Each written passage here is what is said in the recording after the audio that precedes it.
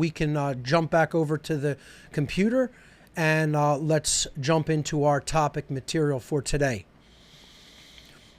Again, today's show is episode 217, and it is entitled The Tarot's Major Arcana, a Revelation of Personal and Societal Progress. And we are talking about personal and societal progress in consciousness, in spirituality, in our manifestation of either slavery or freedom, depending on which direction we are going in consciousness and in spirituality, in true spirituality. So this is going to be the main topic of discussion, and I just want to say that this will take as long as it takes. We may or may not get to calls. It could take an hour and a half to 2 hours to go through this. It could take 2 whole shows to go through this topic and the material that's contained in it. So there's no time limit set on this. We will cover it until I feel it's been covered to my satisfaction, and then we will take your calls on this topic. So you can call in through Discord, as always. I don't know if I will be getting the calls today. Maybe, maybe not. We'll see how the main material goes for today. So let's jump in to this topic, and this is a huge topic. The Major Arcana of the Tarot. I call this the self and the universe revealed in symbol. This is what we have to understand that the tarot really is, especially the Major Arcana of the tarot. Not to, place even less emphasis on the Minor Arcana, but that gets into the finer gradations of information regarding consciousness and self. The Major Arcana hits us with the very heavyweight material that we really, definitively, really need to understand what's going on within us and in the world around us. And the tarot is greatly misunderstood.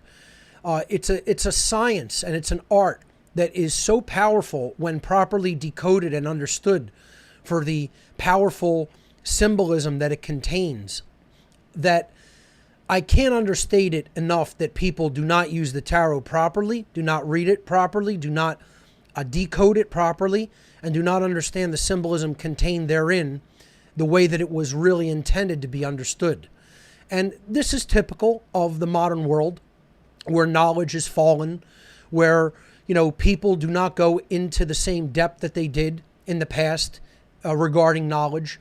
They take it lightly, and they don't really deeply understand what it's conveying. And this series here is an effort to try to correct that, because a lot of people think that tarot is like something to use for fortune telling and divination. And while the tarot could be used for that purpose, it is infinitely more than that, as we will see in today's episode. Now, today's episode is somewhat of a review. I'll be reviewing a lot of material that I've covered in presentations in the past, and some of it is new regarding how we really should be seeing the Tarot Major Arcana in particular as a revelatory tool. This is, I've used the term revelation and the self and the universe revealed, because that's what this is. This is occulted knowledge that has to be decoded in order to reveal what it's really saying deeply underneath at a hidden level. And that takes work to decode it. That takes time. I didn't understand this when I just started looking at tarot symbolism, like buying a couple of decks down at the local occult shop, on South Street here in South Philadelphia. I picked up the first tarot decks that I ever read probably when I was, early teen years, like 13 years old, 14 years old maybe. And I had no idea what I was really looking at. And this is most people's experience of the tarot when they first encounter it. They see these odd and strange images depicted on cards, and they, think it like loosely relates to some imagery of the regular playing card deck that has come down to us in the modern world, which is actually, derived from the tarot. And people don't really know what they're looking at. They don't know how to read this book. This is a book. The tarot is a book. It's been referred to as the book of truth. It's been referred to as the book of the universe. It's been referred to as the book of natural law, the book of the goddess, many other things. So we have to understand that the tarot is speaking a language to us that we have to decode in order to understand what it's really saying. It's not just 78 cards in a playing deck. Okay, that's a gross undersimplification and misunderstanding of it. This is an entire book of life, is what it really is. There's nothing that is of any major importance or significance in the universe that's not contained in the tarot. That's how much information is within it, actually. And people will, find that hard to believe and say, oh, no, it can't be so. But when you really start to dive into it at a deep level and de-occult the secrets contained in the tarot, you'll realize that I am exactly telling you the truth about what it contains. So let's jump in and take a look at what this is all about. The tarot is a book of occult knowledge. It contains deeply occulted knowledge. So when people, look, we've talked about the occult ad infinitum here on What on Earth is Happening, and there's still people, I still get emails of people who say, you shouldn't be dabbling in that stuff. That's evil. That's bad. That's not meant for us. And this shows me that people just have zero idea of what occultism really is. They don't know what the occult is. They don't know what it means. They don't know how powerful the information of the world of the occult and the knowledge that it contains is. And they don't understand why we need to know it, most importantly. And that's what I hope to really bring to people with this tarot series. Okay? Occultism is a body of science. That's where we get the word to know from. Knowledge comes from the Latin verb sciere. It's where the word science comes from. Sciere is spelled S-C-I-E-R-E. It's a verb. And the verb translated into English, the Latin verb sciere, means to know or to understand. That is where the word science comes from. So right off the bat, I'm telling people that occultism, in the genuine sense of the term, is not a belief system or a religion. And people will insist that it is. They'll insist this with their dying breath, that occultism is some quaint religion. It has absolutely nothing to do with religion or belief, ladies and gentlemen. Occultism comprises a science about how we work and about how the world around us works. And that is not a belief system. We can come to know that. We can come to know how we work and how the universe works through observation and study and testing and experimenting and hypothesizing, and then testing our, projected hypotheses, and then getting actual results in the world and comparing them against our models and then refining them. That's called the scientific methodology. There is no belief required in any of this. I've said before, religion, which is a false belief system of any kind that prevents our progress in consciousness, is the one and only problem in the world, no matter what form religion comes to us in. Whether it comes to us in the form of the cultural religions or whether it comes to us in the form of the belief in authority, the belief in the legitimacy of government, the belief in the monetary system, etc. You can go on with modern religions. Science can become a religion if there's too much faith in it and not enough knowledge actively applied.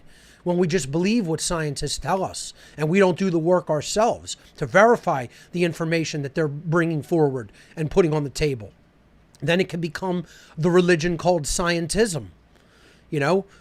The modern medical system can be a religion. People believe in that with religious fervor. And of course, government politics is a religion. It's one of the biggest religions in the world, the belief in authority and government.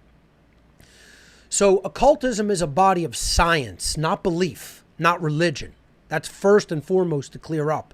And the tarot is contained within this body of knowledge called occultism. It's one of what people have called the four major occult sciences.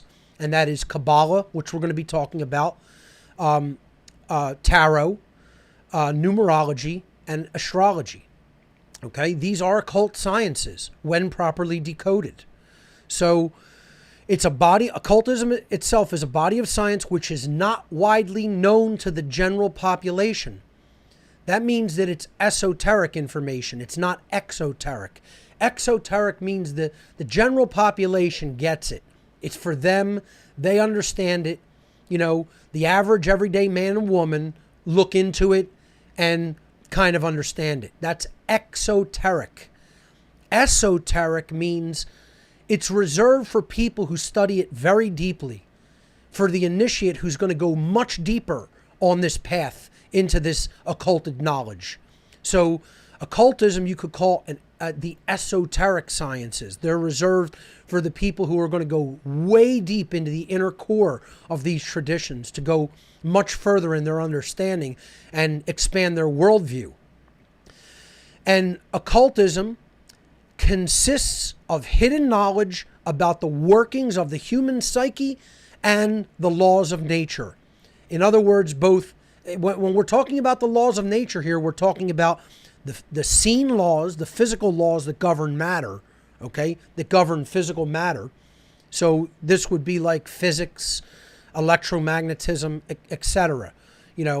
All the laws of thermodynamics, all the laws of, dynamics in physics, okay, the Newtonian laws, etc. And then down into even quantum mechanics, we're talking about things that govern the seen matter in our reality, in the electromagnetic spectrum that we exist in the 3D sense. But occultism is also the study of the unseen laws of nature. So these are the hidden spiritual laws that govern the consequence of our free will based behavioral choices. So when we choose to behave a certain way, natural law goes into effect that is unseen in the physical domain, and it gives us the consequence of the behaviors that we choose, but those come through into and are manifested in the physical domain. So you could even say that the unseen laws have physical consequences and physical repercussions in the very real seen physical domain. So these are all physical laws at some level of existence.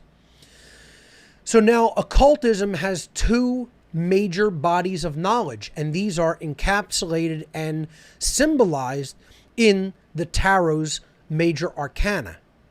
Okay, so you have the Minor Arcana, right? Now that's the suit decks, the suit cards of the Tarot. Okay, so you have cups, wands, swords, and coins. Okay, and they've been called various slightly different variations of those names. And these come down to us in the playing deck, as diamonds, clubs, hearts, and spades. Okay, it's just a different variation of them in the modern playing deck. That's called the Minor Arcana. But I'm going to depict the first part of the Major Arcana as this inner world or microcosmic world. When I show you the layout of the first 11 cards of the Major Arcana of the Tarot on what is known as the microcosmic tree of life of the Kabbalah. Okay? Then we're going to lay out the second 11 cards of the Major Arcana of the Tarot, cards 11 through 21, in the layout known as the macrocosmic tree of life of the Kabbalah.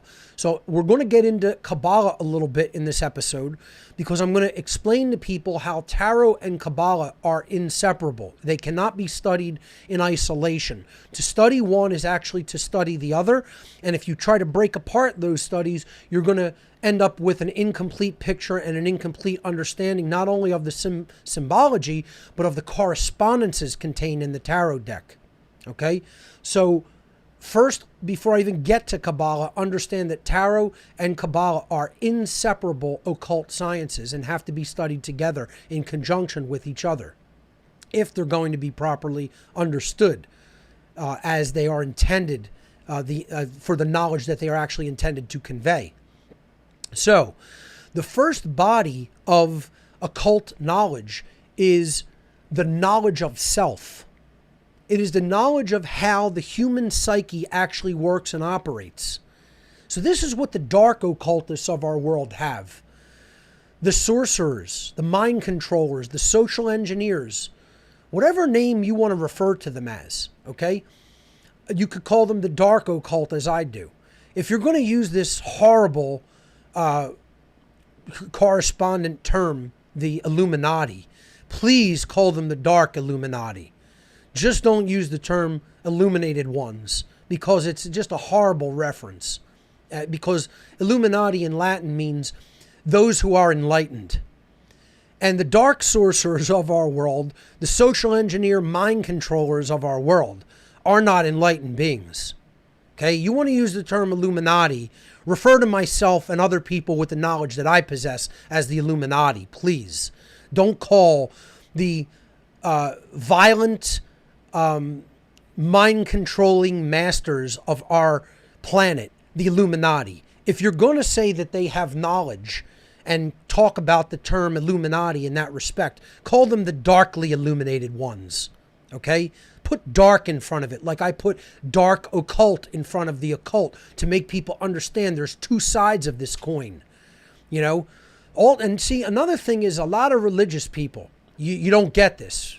Boys and girls, little boys and little girls, who are only ever reaching the Queen's chamber, not going all the way to the King's chamber of the Great Pyramid inside the mind and inside the human heart. Okay? You know, that the whole pyramid is a reference for occulted knowledge. The pit, the ascending passageway, the Queen's chamber and the King's chamber. It's all about the process leading to enlightenment. And you know, it's not to mean that the sacred feminine is any less important than the sacred masculine. Okay? It's just terms that were given to the chambers inside the Great Pyramid as an allegory. You stop at the Queen's chamber, you stop at just that middle chamber, you're not getting to the top. You're not getting to that King's chamber that leads out to the stars. Okay? Where the shafts actually lead out into space and present a much further, deeper understanding of our reality. If you stop at the Queen's chamber, you have stopped that religious belief, but you have not gone to occult knowledge. And this is what too many religious people do. So there's religious people who listen to this broadcast, and I'm trying to explain to them since day one, you've stopped short and you've set up your tent halfway up the mountaintop, and you're not reaching the mountaintop. Okay? Religion is holding you back from the summit. It's holding you back from the topmost understanding, the apex of understanding of how it all works. And a lot of religious people want to say, oh, we know that the people who are running the show on this planet, the people who are really the social engineers of this reality, are Satanists. They're satanic. They're dark occultists. A lot of the religious people get that. But then they want to say, oh, my religion is untainted. You know, it hasn't been affected by these social engineers. It hasn't been infiltrated. Everyone else's has, except mine. You're full of yourself, is what it really boils down to. And they want to say, don't look into that occult stuff. That's for them. No. This is what they have hidden from us to make sure that we will never be at their level of knowledge and understanding of both ourselves and the deep inner workings of our mind and the world around us, and how nature really works and how the natural laws really work to bring us the manifestation of our behavior. They don't want us knowing anything about that, these dark occultists. They have this knowledge. What are they doing with it? They're wielding it against us as a weapon. Because if you know everything there is to know about how someone's mind works, and you know everything there is to know about how the laws of nature work, and your prey knows nothing of those forces and factors at work in their reality, imagine how much they are at your mercy. So to all the religious folk out there who are telling people don't look into this, do you know what you're telling people to do? You're telling people don't have the knowledge that your masters wield over you to manipulate you. You don't need that. That's what you sound like. That's the baby that you sound like. That's the child, the infant child you sound like. And it's not coming from a place of good innocence. It's coming from a place of total naivete.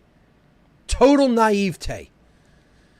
And someone who came out of this world who's trying to give you their playbook of what they understand, you still don't want to listen to it from them because you think you know better. And you don't know any better. You're in a place of negative knowledge. Not only don't you know what the occult is, you have a false belief of what you think it is, and your belief is completely wrong. It's completely erroneous. And by refusing to study this information, you are ensuring that your masters maintain a power advantage over you because you remain in ignorance and they remain in a position of tremendous knowledge. And that knowledge differential is always going to be able to be converted to a power differential over you and over all the other people who remain ignorant of what I've been attempting to show people here since day one on What on Earth is Happening. So, the minor arcana is the microcosmic world, the knowledge of the microcosmic world, or the inner world of the self. It is knowledge of the human psyche and how it operates. This has been traditionally depicted as the first card of the major arcana, or the 0 card, known as the Fool. This card was originally the soul card of the tarot. Now, when I eventually get to making a tarot deck, look, I've been talking about writing a book. I've been talking about making a documentary. I've been talking about many presentations. You got to understand how slow the work progresses here, because I have to, do a lot of things during the week that I'm not freed up to do, because while I have a minimum staff, a lot of things are still left in my hands. And I can't just create the content that I want to create, unfortunately. I'm trying to work to fill positions and get the help that I need so I can really just create new content. But, one of the goals is to make a tarot deck. I want to make a What on Earth is Happening tarot deck, okay? And some different artists have volunteered to help contribute to that effort. But in all honesty, I think I'm going to take my assistant Leah's recommendation,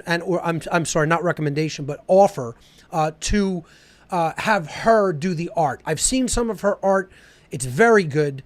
And I think she has the skill set to design a tarot deck. So I'm probably going to take her up on the offer to just sit and work with me on making at least the 22 cards of the major arcana, and maybe make just some basic suit cards with, the numbers of the deck for the minor arcana.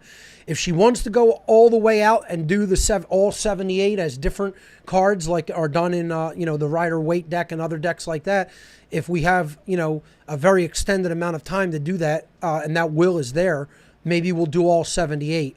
Some cards you see just do stylized, numbered interpretations of the suit cards. But we'll definitely at least do all 22 cards of the major arcana.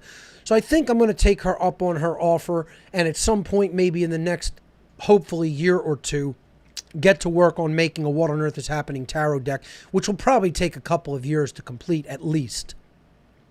But that's a project that's definitely in the works, and I'm thinking a lot about what I would do. And I would, of course, call this card the Soul. My idea of a tarot deck for what I would want to put out would be to call the cards what they are. Forget this, allegorical interpretation that makes people read all deep into it. Now, I'm not saying that's not valuable, right? To do that work helps you to use your mind to decode. But maybe if we had a deck that really called the cards what they are, then people can really see the correspondences readily. Okay?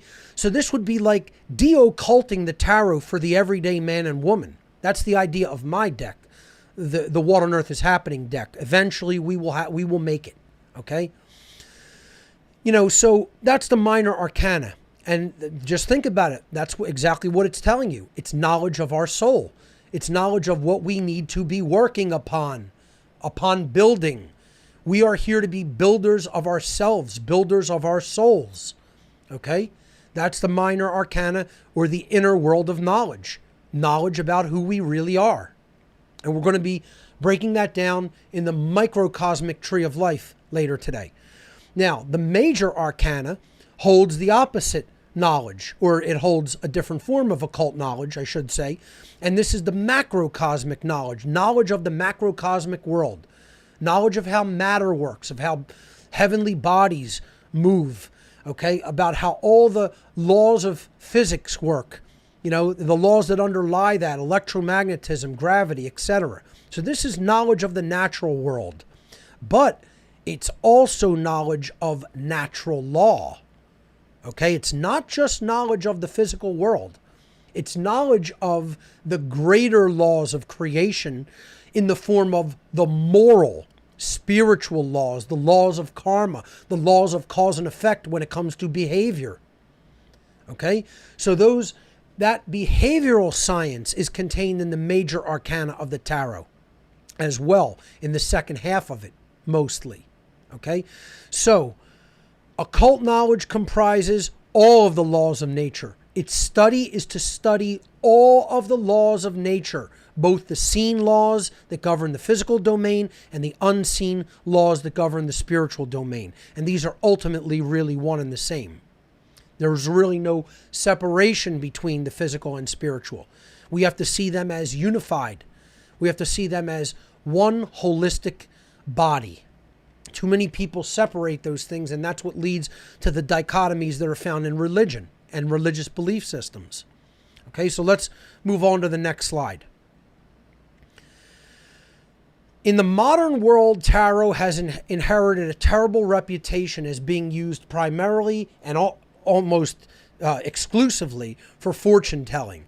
And this is the problem of charlatans who don't really know what the tarot truly is, but have, gone into this tradition of masking it as a fortune-telling tool, a divinatory tool. Divination is about, predicting the future with, throwing or casting some type of a lot down on a table or on the ground, and in the form of many different things, bones, runes, cards, etc. Okay? And what we have to understand is that the tarot is infinitely more than trying to conduct divination and do fortune telling. So the tarot tradition uses rich, multifaceted symbolism portrayed upon a deck of 78 cards to convey truths regarding the aspects of our own being and the laws of the cosmos, as we just saw in the previous slide.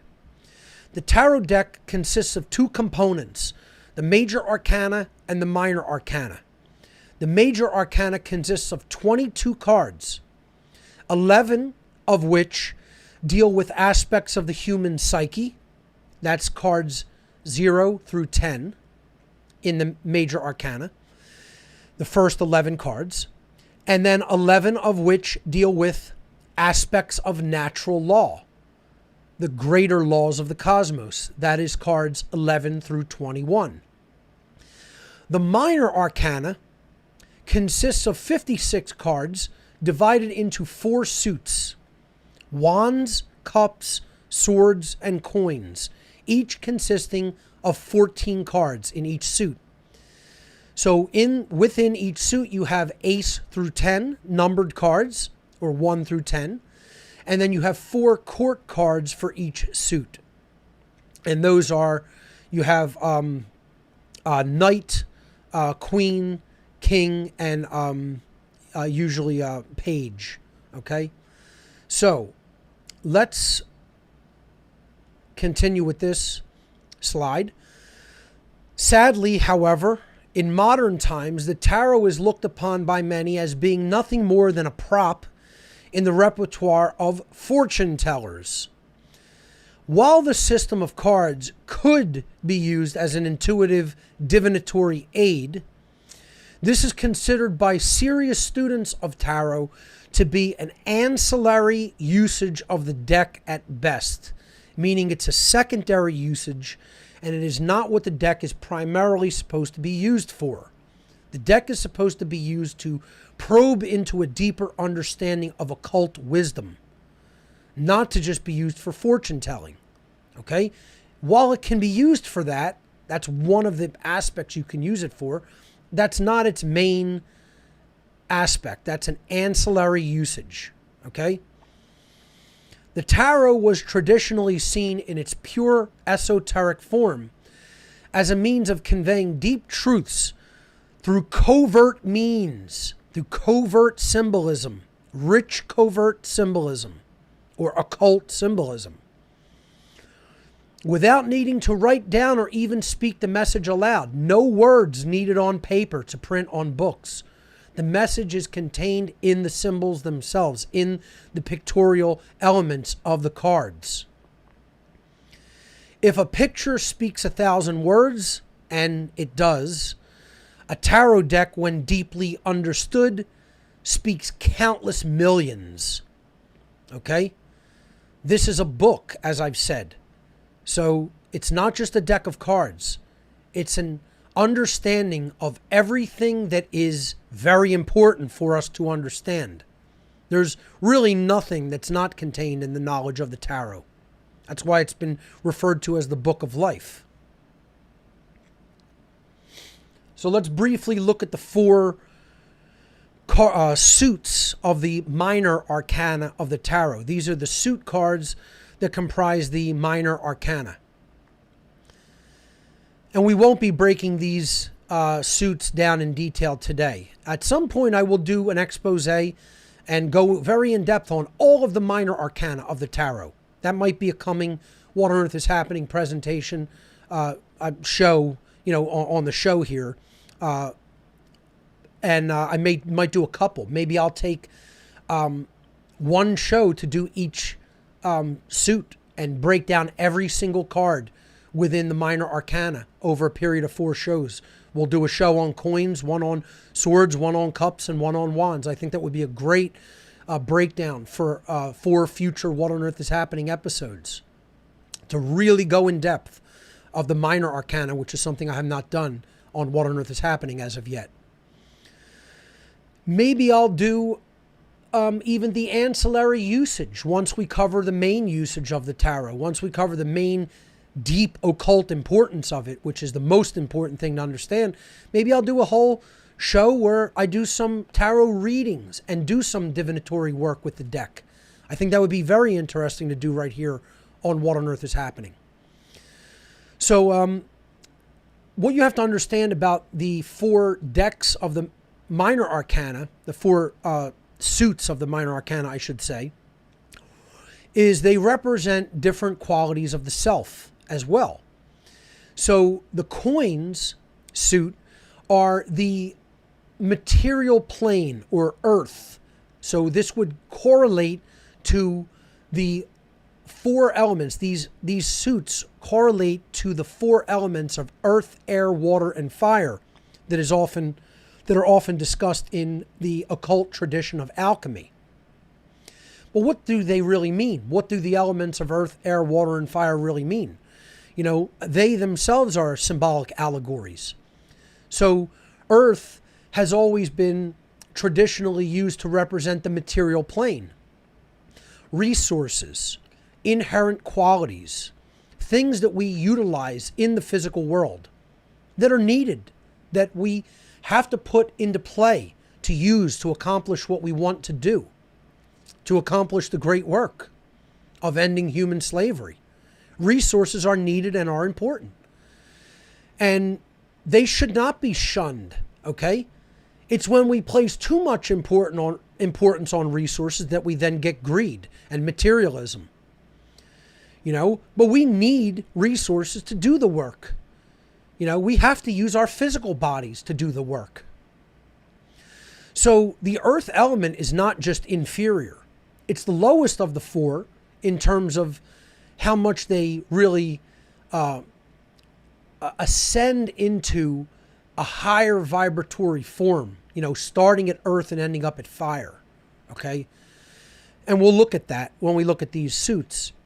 But we have to understand that all of them are necessary and need to be put together, and none should be seen as inferior or superior. So that's coins, okay? Some decks call it pentacles, and some decks refer to this as discs. So you will hear it called coins, pentacles, and discs. In the Rider series of tarot decks and the various different interpretations and variations of the Rider deck, like the Rider Waite, the Universal Waite, which is what we'll be mostly using today, which is my favorite of the rider variations. I like many decks. What we could talk about, different decks at some point, like the Thoth deck, the Universal Weight, the Egyptian deck. There's a Masonic deck. There are variations of the Golden Dawn deck, the Magical Golden Dawn, etc. Crowley's Thoth deck. So, we can go into maybe a breakdown of different decks at some point. I could show you the decks that I actually physically own. I think that would be a nice thing to do on a future show. So, the deck I'll be using in the visual representations of the cards today are the Universal Weight deck. Okay, and I'll post that deck with this episode. I'll post all 78 cards, depictions of them in JPEG form with the episode in the related documents section of the podcast. So going back to the breakdown of these different suits, we see that swords then is the air aspect of the four elements. And this is the intellect or the mental plane represented by swords. Most decks simply refer to this as swords. I haven't really seen too many different variations on other names. Again, the coins deck would would correlate to diamonds on the traditional playing card deck. The swords deck would correlate to spades. Okay, so this is the usage of our mind and our intellect. It is our ability to perceive and break things down and analyze. Hence, you have the swords, which are a cutting quality. We often refer to it, he has a cutting intellect. He has a cutting mind. Okay? So this is why swords were chosen for this. As a blade cuts, the mind cuts and breaks things down and separates and analyzes. Okay? So that's the swords suit of the deck. Then we have cups, which represents our emotional qualities. And in the alchemical tradition, this was symbolized as the element of water, the flow that is within us. Okay? The emotional plane. Okay? Always depicted as the sacred feminine aspect of the cup. Okay? Or the chalice. And we're using the ace of each one of these decks to depict the minor arcana suits. Okay? So here you see the dove and the communion wafer. Okay? Symbols of the sacred feminine, the Holy Spirit in the, Christian tradition. And the chalice. Okay? Holding the water, which is then converted into wine in that tradition. A lot of Christian symbolism here in the Universal Weight deck. But this is the Holy Grail. Okay? The emotional aspect has to be developed so that it gives birth to right action, which is what wands represents. So, it's been called cups. Some will refer to it as chalices. There's decks that call this different things. This cups correlates to the heart's aspect of the regular playing deck, the suit of the regular playing deck. And of course, that's emotions, heart. Okay? You could very clearly see the correlations in the regular playing deck. Okay? So wands represents action. Okay? Represented by wands or clubs. Okay? Clubs in the traditional playing deck. This is the plane of will. Okay? And when you look into Kabbalah, you'll see all of these worlds. The four worlds of the Kabbalah are this aspect of the tarot, each one representing one of the suits. Okay, one of the alchemical elements. We've broken that down before. I'm not going to be getting into the worlds of the Kabbalah today, but we will be looking at the Tree of Life extensively. Okay, so this is called different things, wands, clubs, etc. in different decks, but we'll be referring to it as wands here. So those are the minor arcana of the tarot, the four suits of the minor arcana. The word tarot itself comes from the goddess tradition in the ancient world. It actually comes from the name Tara. Tara, a woman's name in the modern world, was the oldest name of the original goddess tradition, which came out of the Far East and the Indus Valley tradition. So the goddess is named after our planet because our planet's name has traditionally been called Terra. Okay, in the ancient Latin, it was referred to as Terra. Terra means earth. Okay, so the soil, the earth, the planet itself, Mother Nature, Terra, Tara. Again, you're going to see, if you really study etymological roots of things and you study ancient word origins, you're going to largely see that the vowels that separate the consonants don't matter. It's TR, okay? Just like as we talked about, the dark god or the black sun in the dark occult is BL, Bell, Baal, Bill, Bull, okay? The vowel sound is largely interchangeable. Well, it's the same here when it comes to the earth and the goddess, okay? It's TR. Okay, so you'll see different variations of it as you study the goddess tradition. You'll see that as this tradition moved from east to west through the Indus Valley into the middle, what we now call the Middle East, and then into the Levant area, and then eventually through all of Europe, it was originally Tara. Then it became in Egypt, actually in the Indus Valley, Ta'urth.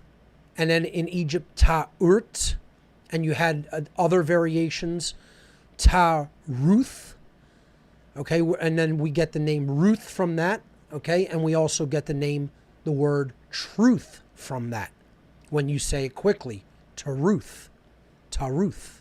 It's, again, another variant of the TR, and in this case, TRT. We're just taking the first letter and then transposing it to the end. And that's really what we have in the word tarot. T-A-R-O-T. The vowels can largely be lost or are interchangeable. Okay? It is a name for the goddess, Tarut. Okay? One of the names in ancient Egyptian. So, what does this actually really, how is it really symbolized, the name? How T-A-R-O-T, why is this? First of all, it's actually in the tarot deck.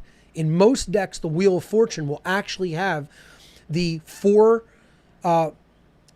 letters that comprise the word tarot, T-A-R and O, okay? And then you come back to the T full circle, okay?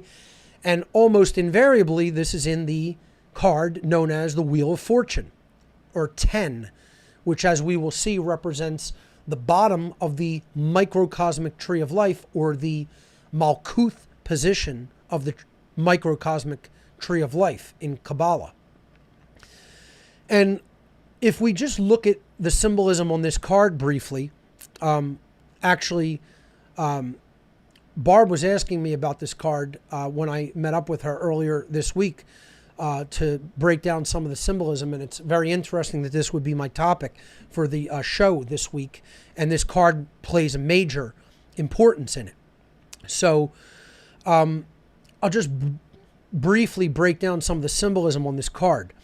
The Wheel of Fortune is the card that is really telling us why it is so important to study the tarot. Okay, this is what this card represents: us staying where we're at, largely. Okay, personally, mostly.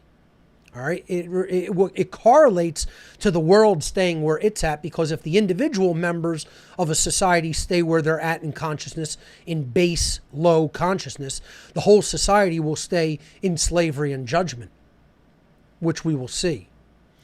So what we have to understand here is that it has the ancient name in Hebrew of God on the card. That's called the Tetragrammaton, or the 4-letter name for God in ancient Hebrew. Yod, He, Vav, He. And this would be read from obviously right to left, counterclockwise around the tarot deck. Okay? So you have the Yod in the upper right, and then you're going to go to the upper left for the first He, and then to the bottom left for the Vav. I'll actually outline this with my mouse if I can bring it onto the screen here. Oh, I'm sorry, I forwarded it accidentally. Let me see if I can make the mouse appear. I think my mouse may have, there it is, okay. All right, sorry about that. So this is the Yod character on the wheel, okay? And then this is the first Hey, and then this is Vav, and this is Hey. So if we transliterate these into English, this would be a Y in English, this would be H, this would be V, and this would be another H. So YHVH gives us the name Yahweh if we transliterate it, okay? And that is the ancient name of God in the Hebrew tradition. Okay, so that's incorporated into here. You'll see Christian symbolism come forth in the tarot. You'll see Hebrew symbolism. You might even see some Islamic symbolism. You'll definitely see Egyptian symbolism all over the tarot deck, because the tarot ultimately comes out of the Egyptian world, the ancient Egyptian world, and predates it. Okay, so the tarot name is then given in the clockwise direction, T, A, R, and O. Now, these are both placed at the areas of the wheel of the season that represent the breakdown of the season into the 4 seasons, the solstices and the equinoxes. So you would have the 4 seasons broken down by the regular cross, and then you would have the fixed signs of the zodiac representing both the great cross of the galaxy and representing the midpoints of each season. Okay, so you have the lesser cross where the T, A, R, and O are at, and you have the great cross, okay, at the midpoints of the seasons, which we talked about as where the Sabbats, the major 4 Sabbats are, okay? So this is called in the Christian tradition the cross of St. George and the cross of St. Andrew, okay? And you have the symbolism of the 4 Gospels, okay, and the 4 fixed signs of the zodiac in the corners. These are the archangels in the Christian tradition as well. Okay, so the archangels are Michael, or if we're pronouncing it the ancient way, Michael, right? Then Raphael, Gabriel, and Uriel. Those are the 4 angels of the corners. Okay, but these represent the midpoints of the seasons and the great galactic cross, the great solar system and galactic cross that actually gives us the positioning for our star in our galaxy. Okay, so in the Christian tradition, this is the gospel authors of Matthew, Mark, Luke, and John. We could look at this as the quadrivium. Okay, and then we could also look at it as the lion, the man, the bull, and the eagle. Okay, so many different variations. So just briefly, the lion, of course, is Leo down here. This would represent Leo, the fixed fire sign. So this gives us also the 4 minor arcana decks and their elemental associations out of alchemy: earth, air, water, and fire. So the fire sign is Leo, the lion, right? So the lion, the man, is the angel, the man, okay? The Aquarius sign, that's actually an air sign, okay? So that would be the air sign. And so the lion would represent wands or fire or action. That's Leo, okay? Here we have the man/angel, okay?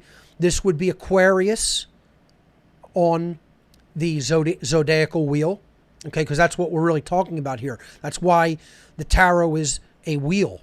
We're talking about the zodiacal wheel here. It's not just the wheel of fortune in our lives.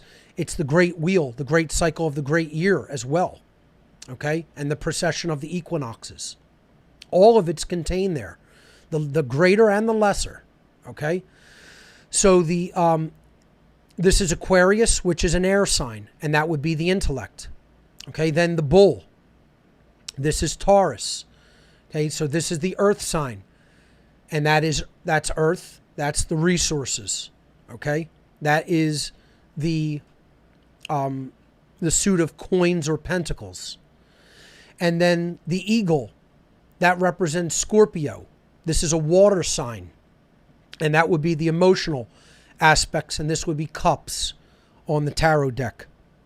And of course, again, they are the four angels, the archangels, Michael, Gabriel, Raphael, and Uriel.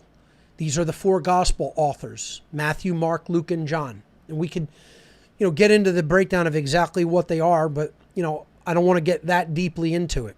All right, I'm just explaining the basic symbology of the card.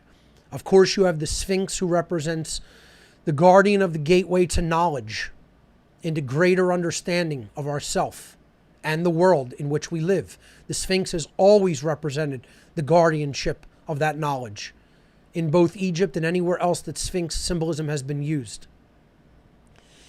And then we have a jackal holding the Wheel of Fortune up, and then it's also cradled on the other side by a serpent.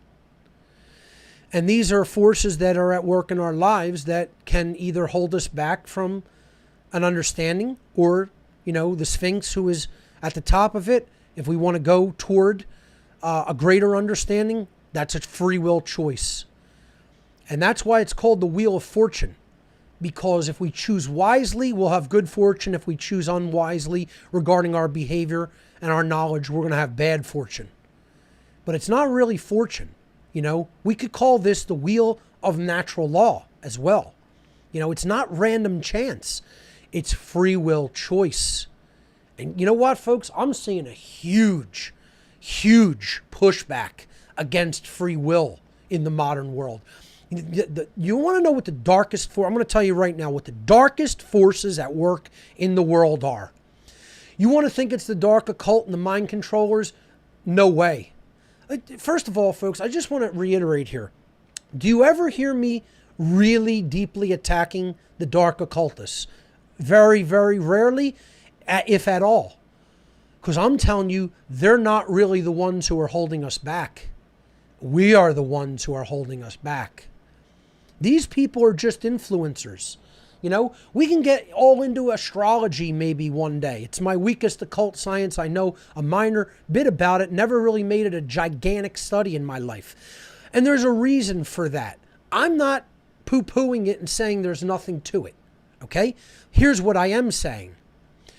Influences are not determining factors. Let me say that again. Influences are not determining factors. That's one of the most important things. That's one of the most important revelations you're going to hear ever in What on Earth is Happening right there. Make a note of it. I need to make a slide with that on it. Influences are not determining factors. What does this mean? This means that energies can be influential factors, right? Forces at work in the world can be influential factors. Social engineers can be influential factors. Mind controllers, those who want to manipulate our minds, are certainly influential factors. That's what these dark occultists are. That's what these dark forces at work are. They're like tides, right? We've talked about this. You want to take a boat out into the ocean and it's high tide and rough waves are coming in? Can you still get it out there? Yes, you can. But it will take a greater act of will. And that's where we're at. We're at the shore with a boat and we want to get out past the breakers. And it's very rough and it's high tide and that tide is coming in strong. If we want to do it now, and we need to do it now, we have to employ a tremendous effort of will. But can it be done? Yes, it can. It is not an impossibility, and that is not a deterministic factor. It's not a determined, set in stone thing. The same is true of astrological forces. Do the bodies, the large macrocosmic bodies of the heavens, have an influence? Absolutely they do. How could something that are that large and powerful and have that much of an actual effect in space-time, not have an effect on consciousness. Consciousness, it's all connected. This is one living body. The solar system is one living body. And the other stars are one living body of the galaxy, which was called Nut or Nuit in the ancient Egyptian tradition. The galaxy itself, from which all the suns, the sons and daughters of the galaxy, the stars, come from. The black void, the void of infinite night. Are the macrobe bodies of the heavenly spheres, are these influential factors? Of course they are. Do they determine things? Absolutely not. Absolutely not. You want to get into the game where you think astrology determines things? You don't understand it. In my limited understanding, well, I may not have all the mechanics of it down pat up here because I haven't made that deep of a study of astrology, in a sense that if someone thinks it determines everything, you know it far less than I do. I know it at an infinitely greater level because I'm trying to explain to people these are not deterministic forces. And the tarot is not here in the Wheel of Fortune card on this slide. Bring the slide back up, please. Is not showing you deterministic factors on the Wheel of Fortune card. It is showing you potential influences. One is calling you forth in the greater knowledge, and the others are trying to keep you where you're at. What is the real determining force? Free will. And let me go back to what I was saying about that, folks. You want to know what the greatest negative influence in the world is? One of the darkest influences in the entire world are regular human beings who themselves have become convinced that there's no such thing as free will and that everything is determined. Everything is deterministic, or that we're somehow robot mechanisms operating at a purely physical level, that when input comes into it, we're determined to act a certain way. Nothing could be further from the truth, and that is a complete bullshit lie. Free will can trump everything. That's why these cards are called the trump cards. They are showing you the forces that can trump anything except natural law. That's the only thing that cannot be trumped. Okay? The universal force that is guiding everything is natural law. You're not going to escape that. That's inescapable. That's why it's called law. It's the only thing that's really, truly law. Everything else is going to be pushed forward by an act of will, or the absence of that will, as we're going to see. Okay, so I just want to briefly touch on what the word tarot has come in the tarot tradition. This is part of the sacred feminine goddess tradition. And in the modern world, it has come forward through the Latin language to have a sort of a encoded meaning through the letters themselves. If we rearrange the letters in basic ways that they could be read in sequence with each other on the wheel, okay, we can come up with 6 Latin words. And they are as follows. The word rota, R-O-T-A in Latin. If you start with the R here and you go around clockwise, R-O-T-A. Okay? And that means wheel in Latin. And then the word tarot, T-A-R-O. We're just eliminating that last, T-A-R-O. We would start at T at the top and go clockwise. We're just eliminating the last repetitive letter, okay? And that is the tarot itself. Okay, it's a phonetic equivalent, T-A-R-O, the last T is silent. Then A-R-O-T, arot. Arot is first person singular for the Latin verb arare, which means to cultivate or to grow. O-R-A-T comes from the Latin verb orare. It is also first person third person singular. Both of them are third person singular. Verb, for the Latin verb orare, which means to plead or to ask to do something.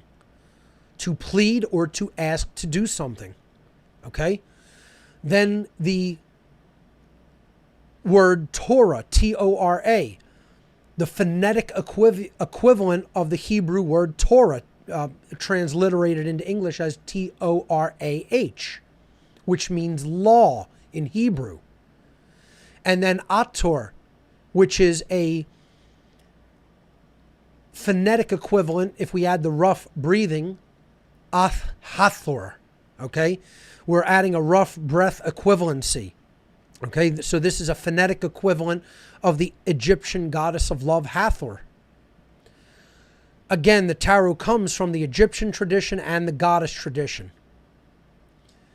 So if we put them all together, what we actually get as sort of a decoding of the word tarot is the wheel of tarot cultivates. It pleads the law of Hathor. Some people have said this as the wheel of tarot brings order, because to cultivate or to grow can also mean to bring order to the world. So it pleads, or it asks us to learn the law of Hathor, the law of the goddess, the law of nature. Okay? The word nature, Mother Nature, Neter, means God in Egyptian. NTR, again, dropping the vowel sounds. Neter. Okay, it was actually not pronounced netter. That's the English equivalency phonetically. It was actually pronounced netcher.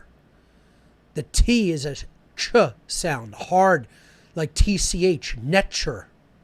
That's how it was actually pronounced in ancient Egypt, netcher. So think about it.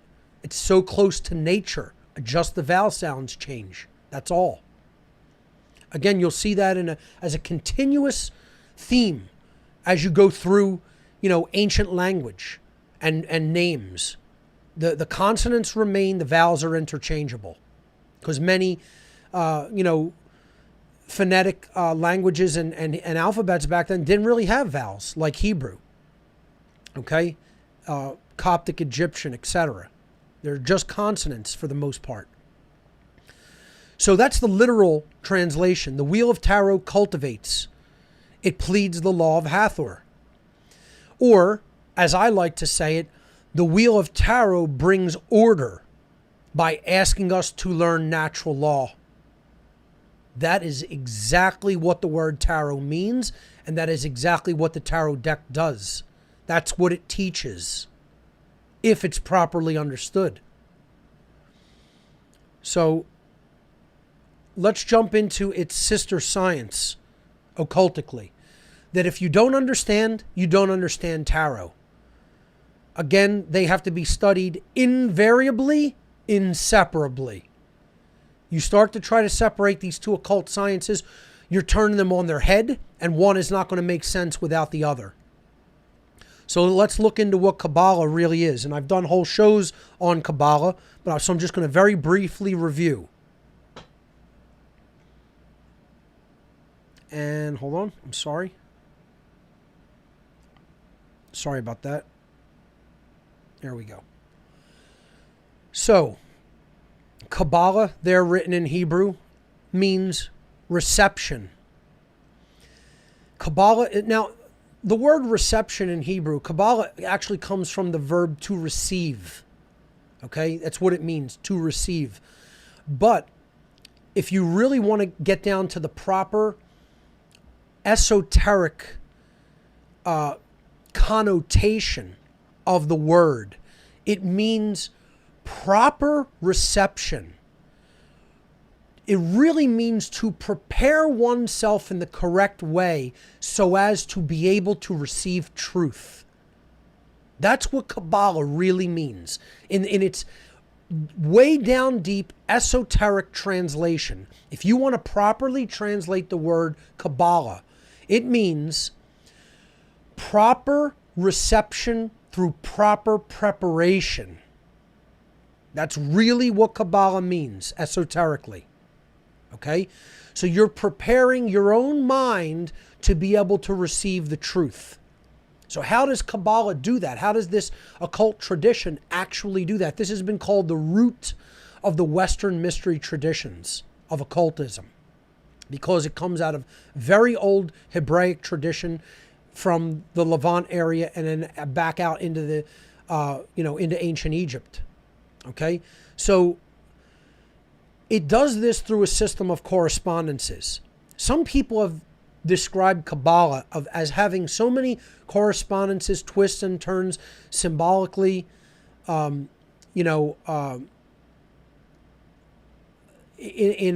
creating correlational thinking, that they say it bends the mind almost, it bends the rational mind almost into a pretzel. Okay? There's so many twists, turns, variations, and different correlations and correspondences that eventually the left brain says, I can't deal with this. It's too much. That's what it's actually designed to do. It's designed to put us in that receptive, open, heart-based intelligence if we go deep enough into it. Super left brain people go and look at Kabbalah and go, oh, this is some ancient, quaint religious tradition with all these names for this different stuff that you have to learn. Who wants to deal with that? It's all nonsense anyway. That's what the overly left brain, in a left brain prison, people among us will do. Those who are in that left brain prison. But those who will go deeper into it, who have the will to traverse this occult tradition, it will eventually say to the left brain will say, I can't take this anymore. And it will step out of the way. And that's when the real learning can begin. Because what that does is it prepares the way through preparing the heart. And we start to step into heart-based intelligence. And then the tradition starts to really speak to us. Okay, so let's continue with this explanation of what Kabbalah is. Kabbalah is an ancient system of Hebraic esoteric teachings communicated to its initiates through symbols and correspondences. The most well-known and significant aspect of Kabbalistic symbolism is the Tree of Life. This is called the Kabbalistic Tree of Life. It's also referred to as the Sephirotic Tree of Life, formed by 10 Sephirot, or emanations. So these spheres on the Tree of Life are known as Sephirot. That's the plural. Singular is Sephirah. And they mean emanations. Sephirot means emanations. Okay, something that is being emitted from or growing out of. Okay? So they are connected by 22 paths, the straight line bars on the Tree of Life that create its branches or its paths. And of course, the 22 paths actually represent the Tarot Major Arcana. So the Major Arcana can actually lay upon the branches of the Tree of Life, but a lot of times people don't understand that the emanations itself, or the Sephirot, also represent the Major Arcana of the Tree of Life. So you have 22 paths, but if you duplicate the tree and you count the dot sphere, you also have 22 spheres. You don't have 22 Sephirot. You have 20 Sephirot if you double this and you take one tree to be the microcosmic tree, one tree to be the macrocosmic tree. You will have 20 Sephirot, which is cards 1 through 20. And you will have 2 cards in the Major Arcana, the last 2 of the 22 of the Major Arcana, that would represent the dot sphere, respectively. One on the microcosmic tree, representing the soul, or the Fool card. One on the macrocosmic tree, representing the universe, or the World card. So in some decks, it's referred to as the Aeon. Okay? So, the Sephirot correspond to various aspects of human mental and emotional characteristics. An 11th sphere named Da'at is not considered as one of the Sephirot, but rather as the place from which the entire tree grows or emanates, corresponding to the realm of hidden or occulted knowledge. Da'at means knowledge.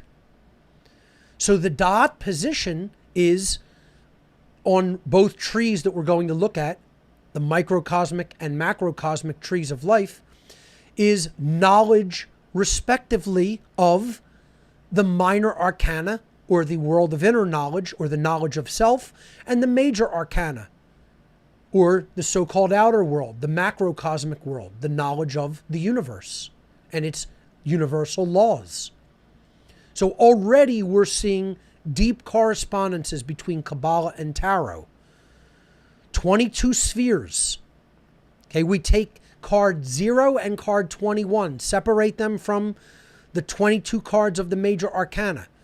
The cards numbered 1 through 20 represent, if we duplicate the tree, okay, Kabbalah always talks about the 2 trees, not just one. Okay, the book of Revelations talks about 2 trees, not just one. Okay, there's the microcosmic and the macrocosmic, the minor arcana, the major arcana. Okay, you break the major arcana down, 22 cards, 2 in the knowledge, occult knowledge position, okay, and then the other 20 on the spheres known as the Sephirot, on the Sephirotic tree of life. You see the correspondences of both the Kabbalistic tradition and the Tarot tradition in the ancient Indus Valley tradition known as the Vedas, which also means knowledge. You're going to see this over and over again if you start studying the occult. It doesn't mean belief. It doesn't mean religion. It doesn't mean accept this as because we say it is. It means this is a science that you can study and come to understand. And it's all about you. It's all about us, our place in the universe, how we work, how the laws of nature work. All things that could come to be known. Knowledge.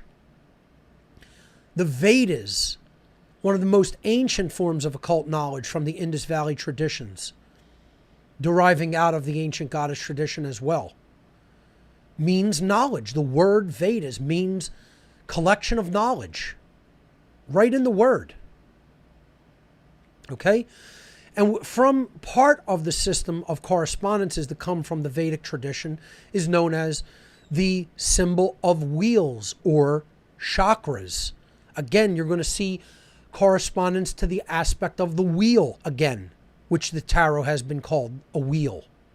Okay? It's a system of wheels, just like the chakra is a system of energetic or vortex wheels within the body, corresponding to glandular activity at different places where glands produce energy in our body. And electromagnetic forces are generated within the body. Actual whole electromagnetic fields are produced and actually known through science. The 3 biggest electromagnetic fields in the entire body are number 1, the heart, number 2, the brain, and number 3, the intestinal system, the digestive system, which is the root of the immune system. In the Vedic tradition, they teach of 7 major chakras, and then other traditions and variants, will go into other more subtle chakras that extend even above and below the body. But within it, we are talking about the 7 major chakras, starting at the root chakra and progressing up to the top of the head, which is called the crown chakra. So you have the root, the sacrum, the solar plexus, the heart, the throat, the third eye, and the crown. In the Vedic tradition, these are known as the Muladhara chakra, the Swadhisthana chakra, the Manipura chakra, the Anahata chakra, the Vishuddha chakra, the Anya chakra, and the Sahasrara chakra. So if we look at the tree of life, and I've color-coded my variation here of the tree to correspond with the Vedic chakra system, we can see that it has 7 levels, just like there are 7 chakras in the Vedic system of chakras. This tree in the Kabbalistic tradition has been called both the tree of life and the ladder to God. That's another name for it. It's been called the ladder to God in the Kabbalistic tradition because it has rungs that we climb to get from the root or base chakra all the way up to, which represents staying in base consciousness, in low vibratory consciousness. We climb the chakras as a rung system of a ladder, one upon the other, to build the energy known as Kundalini, which then can take us all the way to what has been referred to as godlike consciousness or enlightened consciousness at the crown chakra, at the top. So the root chakra would correspond to Malkuth, or kingdom. I'm going to go through the Hebrew names of the Sephirot on the Kabbalistic tree of life. This is going to be very important when we lay the cards down upon these spheres so that you understand what they correspond to. The root chakra is base consciousness, but it's also anchoring in the physical world. It's also about the physical resources and characteristics that we have at our disposal, which are necessary to perform the great work. It isn't like throw out Malkuth, throw out the kingdom, throw out the root chakra. That's an anchoring point. It's needed because the work is to be done here on the earth, not in some etheric realm, of imagination only. Too many so-called spiritualists and spiritual teachers don't understand that. And they don't get into that this is boots on the ground spirituality. What you learn in, spiritual teaching has to be taken back upon the earth. And you need to put your feet right on the ground, anchored firmly, and do the work here. That's real world spirituality. Streetwise spirituality, as I like to call it. So Malkuth, or kingdom, is the first level out of these 7 levels. And it represents base consciousness, material consciousness, but also just, it's that sort of that, earth element. Okay, it's anchoring to the earth. It means that we do the work here, in the here and now. And we have to be present in the here and now. So that anchoring is important. And it's not to be discounted or shunned. It's not a bad thing. If we only stay there, then it turns into greed, materialism, staying in low vibratory consciousness, etc. Then it becomes a bad thing. But it's necessary to do the work, to have that anchoring present. So Yesod, meaning foundation, is the next level up. That's the next rung up on the ladder to God, okay, on the tree of life. This corresponds in the Vedic tradition with the sacrum chakra. So this would be the genital chakra. It would be at the area of the genitals, okay? And this is called the desire center, the desire chakra. Now, again, it can be, you'll notice that the levels are both unitary and dual. We're going to talk a lot about that. So this is a unitary chakra because it's desire in any form, okay? That could be low base desires, which we all struggle with, and some people let take over themselves, okay? But, they could be dealt with and expressed, or they could be suppressed and then they could, rule us. And then it could be desire for something higher, Yesod, foundation, desire, however you want to refer to it. It could be desire to improve oneself. It could be desire to obtain greater knowledge about how we work and how our reality works. So this is coming out of pure base consciousness or material plane identification and saying, I want to know more. I want to go further in my understanding. I want to know more about how I work. I want to know more about the self. And I want to know more about how the laws of nature work. I want to learn more about the universe and the forces that are within it. So that's that second rung. Okay? And we're going to go up to the third rung. Okay, and I'll talk about the vertical pathways in a moment. The pillars, the left-hand path, the right-hand path, and the middle path, or the center path, also known as the pillar of severity, the pillar of mercy, and the pillar of mildness, as I have labeled them here in the Kabbalistic tradition. And we'll talk about what they mean and their correspondences. But let's look at this third rung or third chakra, the solar plexus chakra. Now here you'll see it's the third rung of the tree of life, and it's dual. There's a left side and a right side to it. There's a masculine and feminine. The feminine aspect, okay, would be Hod or majesty on the left-hand side of the tree of life, or the pillar of severity. These are the inward qualities. The feminine aspects of the tree of life are on the left-hand side.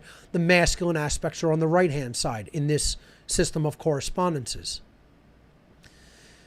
So Hod or majesty represents courage, internal will. Because courage is something you don't really see in the external world. That's something that has to be developed inwardly. You can't take a picture of courage. You could take a picture of someone acting with courage, but courage is a force that we have within ourselves. It's an aspect of our consciousness and our personality that must be developed within. It's an inward quality. Hence, it's on the feminine, the base of the feminine pillar. Okay? And, this is the will center, the solar plexus, our guts. Look at where it's positioned. The chakra is at the guts. Okay? The solar plexus. The sun. Okay? One aspect of the sun. The real sun is the heart, as we're going to see, the center of it all. But Hod or majesty is courage on the tree of life. Okay? And it shares the same rung level, the same rung on the ladder to God as Netzah, or endurance. And this is willpower. Okay, so again, we have the solar plexus or willpower center, which is twofold. It has a feminine aspect, which is internal, which is courage on the left-hand path of the tree of life. And then we have the willpower center, Netzah, or endurance in Hebrew, on the right hand or masculine side, the will to act in the world. Again, in this system of correspondences in Kabbalah, you cannot look at the feminine pillar or the pillar of severity as negative.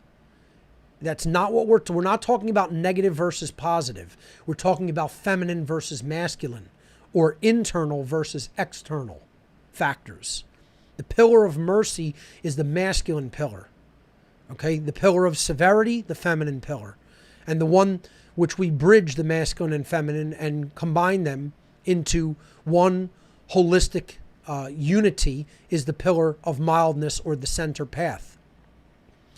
So going up one rung to the heart chakra, the Anahata chakra in the Vedic system, on the tree of life, the correspondence is the Sephirah known as Tiferet. Tiferet is beauty, or the heart. Okay? Unified, because it's all about care. This is a unity chakra that's the most important of all of them on the tree of life, because it is the center of everything. This is the generative principle. So it's the heart. Care for truth. Care to know. Care to actually determine the difference between right and wrong behavior. Care to act with right instead of transgress against natural law and act in wrongdoing. So that's the heart chakra. That's the real sun of the whole tree. If we could look at the solar system correspondences and the astrological correspondences, and Tiferet would correspond in that system of correspondences to the sun, because it's the center of the whole solar system of the self. Moving upward to the throat chakra. Again, I hope the color coding helps to clarify where we're at. This is that blue chakra. The Tiferet or heart chakra was green. Okay, moving up to the throat chakra in the Vedic tradition, in the Kabbalistic system, this corresponds with the dual rung on the tree of life of Geburah, which is strength, and hesed, which is compassion. This has also been translated, Geburah can also be translated as severity, because it's the center of the pillar of severity. And hesed, compassion, or mercy. It can be translated as mercy in Hebrew. Okay? So what these really represent in the Kabbalistic tradition, Geburah, or strength, represents internal willpower to change. Okay, so this is doing work upon ourselves. Okay, willpower is even the wrong word to look at it. It's internal influence, our internal dialogue that we have with ourselves that encourages us to change for the better.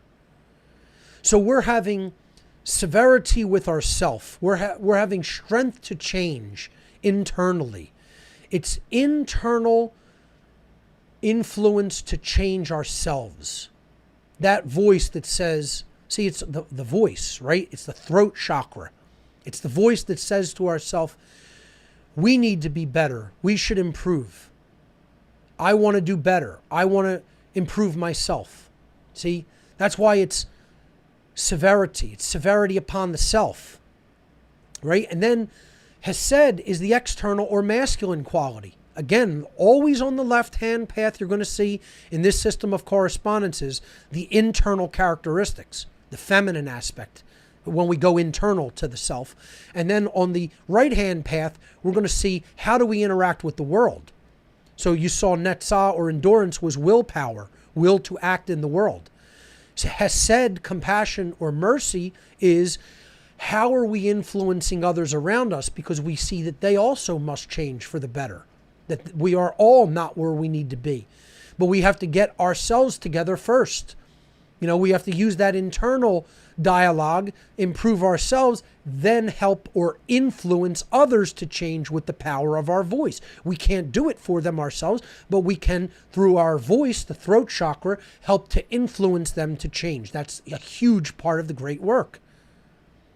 Think about how perfect this system of correspondence already is, if you understand it. And we haven't even started laying the tarot cards down to see the symbolism used to represent these aspects of Kabbalah. Okay? I'm just explaining what they mean in Kabbalistic terms when you study Kabbalah isolated. Wait till you see how perfect the correspondences are for those who may not have seen this. For those who have, it'll be a review, and that's fine. You'll learn it at an even deeper level when you review it. But for those who haven't seen it, when you see the system of correspondences, is like the first time I ever saw this, it melted my brain. It melted my mind down. Because I just could not believe that they perfectly depicted this in the tarot tradition. So, we're talking about influencing the self and influencing others with the power of the voice, whether it be external dialogue or actually speaking to others, with our actual voice. Hence the throat chakra, that blue rung of the ladder. Now, Da'at, we pass that, the realm of the abyss or hidden knowledge. Okay, as we go up to the 6th rung of the tree. Okay, so that would be the indigo level. So we're at blue now. We're in a deep blue, almost to a purple, or a violet. So we're at what would be called indigo. So we have red, orange, yellow, green, blue, indigo, and violet, or purple. Okay. So the indigo level is also dual. It's Binah and Hokmah. But before I do that, let me just briefly talk about Da'at. Da'at, as a Hebrew word, means knowledge. So we are entering the realm of the trivium now. The trivium is depicted right underneath of the crown chakra. The three, I'm just going to point it out with my mouse here. The three spheres that represent the trivium here are Da'at, Binah, and Hokmah. What is the trivium? Knowledge, understanding, and wisdom. What do they form? They form a triumvirate or a triangle inverted, which represents the grail, connected to, at its base, the heart chakra, care for truth. I mean, imagine this, how perfect that is, And it can be filled with knowledge, Da'at. We have to pass through knowledge to get to understanding and wisdom. And it's hidden. It's not a physical part of the tree. It is considered the place of life from which the tree grows, knowledge. It's not one of the Sephirot. It is not a Sephirah, Da'at. To consider it one of the Sephirah is considered blasphemic in the ancient Hebraic tradition of Kabbalah. This is why they called the ritual event 9/11. You know, it's warned about in the Zohar to never refer to as any more or any less Sephirot as 10, not 9, not 11. So this is a big, blasphemic, destruction of the tree of life, destruction of knowledge, putting us into fear, which destroys our ability to understand, and then to act correctly, which is wisdom. That's what 9/11 was all about, the destruction of the 3 pillars, the 3 towers. Buildings 1 and 2, and building 7, the middle pillar. What's 1, 2, and 7 equal? 10. The destruction of the 10 Sephirots on the tree of life. We've been through that system of symbolic correspondences regarding 9/11, which was a huge satanic ritual to destroy the ladder to God and close it all down and keep us in Malkuth, in the kingdom run by the Satanists. Not the kingdom of God, but the kingdom of slavery. So we have the trivium as the tool set that leads us to the crown chakra. And see, I'm going to show you how the energy flows through the tree of life, the Kundalini energy. And when we get to that, we have to understand, with some people that opens erratically. With some people it opens slowly and it was a process, okay? And the process could take years for that to open. And then when it opens, it's a slow, steady fountain. And it's not this huge explosion that happens all at once and can be very disturbing and traumatic, and often will represent some sort of a blockage, okay? When energy bursts forth, usually something blocked it prior. Okay, what we want to build toward here is a slow expanding of that Kundalini energy and a slow progression of our understanding, because we have the will to keep going and keep going. And we work upon ourselves a little at a time until we get to a position of strength, and eventually that Kundalini energy builds as a slow, steady, consistent force. That's the goal. That's what the correct opening up and reception means, that we eventually evolve to. Okay, so the trivium is up here, and it starts with knowledge, da'at. This is all about knowledge of the self, and that's not in the physical domain. It grows. The soul is in the realm of the hidden, the spiritual, true spiritual knowledge, and the whole tree grows from that. We are in the world where the 10 emanations are, the Sephirot. We are having an experience, a spiritual experience of the soul in the physical domain. And the Sephirot are the expressions of that experience, or the emanations of that experience. Yeah. So we then go up to the 6th rung of the ladder, represented in the indigo color here, which represents the 3rd eye chakra. And that's all about the mind, right? Understanding and wisdom. Okay, these are mental qualities. Okay, so the base of the tree of life, that would be coins of the minor arcana. That would be earth, right? We went up to the will center, right? That's wands or fire, right? The compassion or working, the heart chakra and working upon ourselves and others, that's all part of cups, or that's the water aspect, okay? And then we have knowledge. That's the air. What we have to come to know what's going on, and then we need to do something with it, okay? So Binah is the internal characteristic of that. That's understanding. And I would call it just that. I wouldn't change the word at all or use a different word to explain it. When we take knowledge into ourselves, it means we've come to understand what it means. Knowledge itself is just the building blocks. That's the grammar.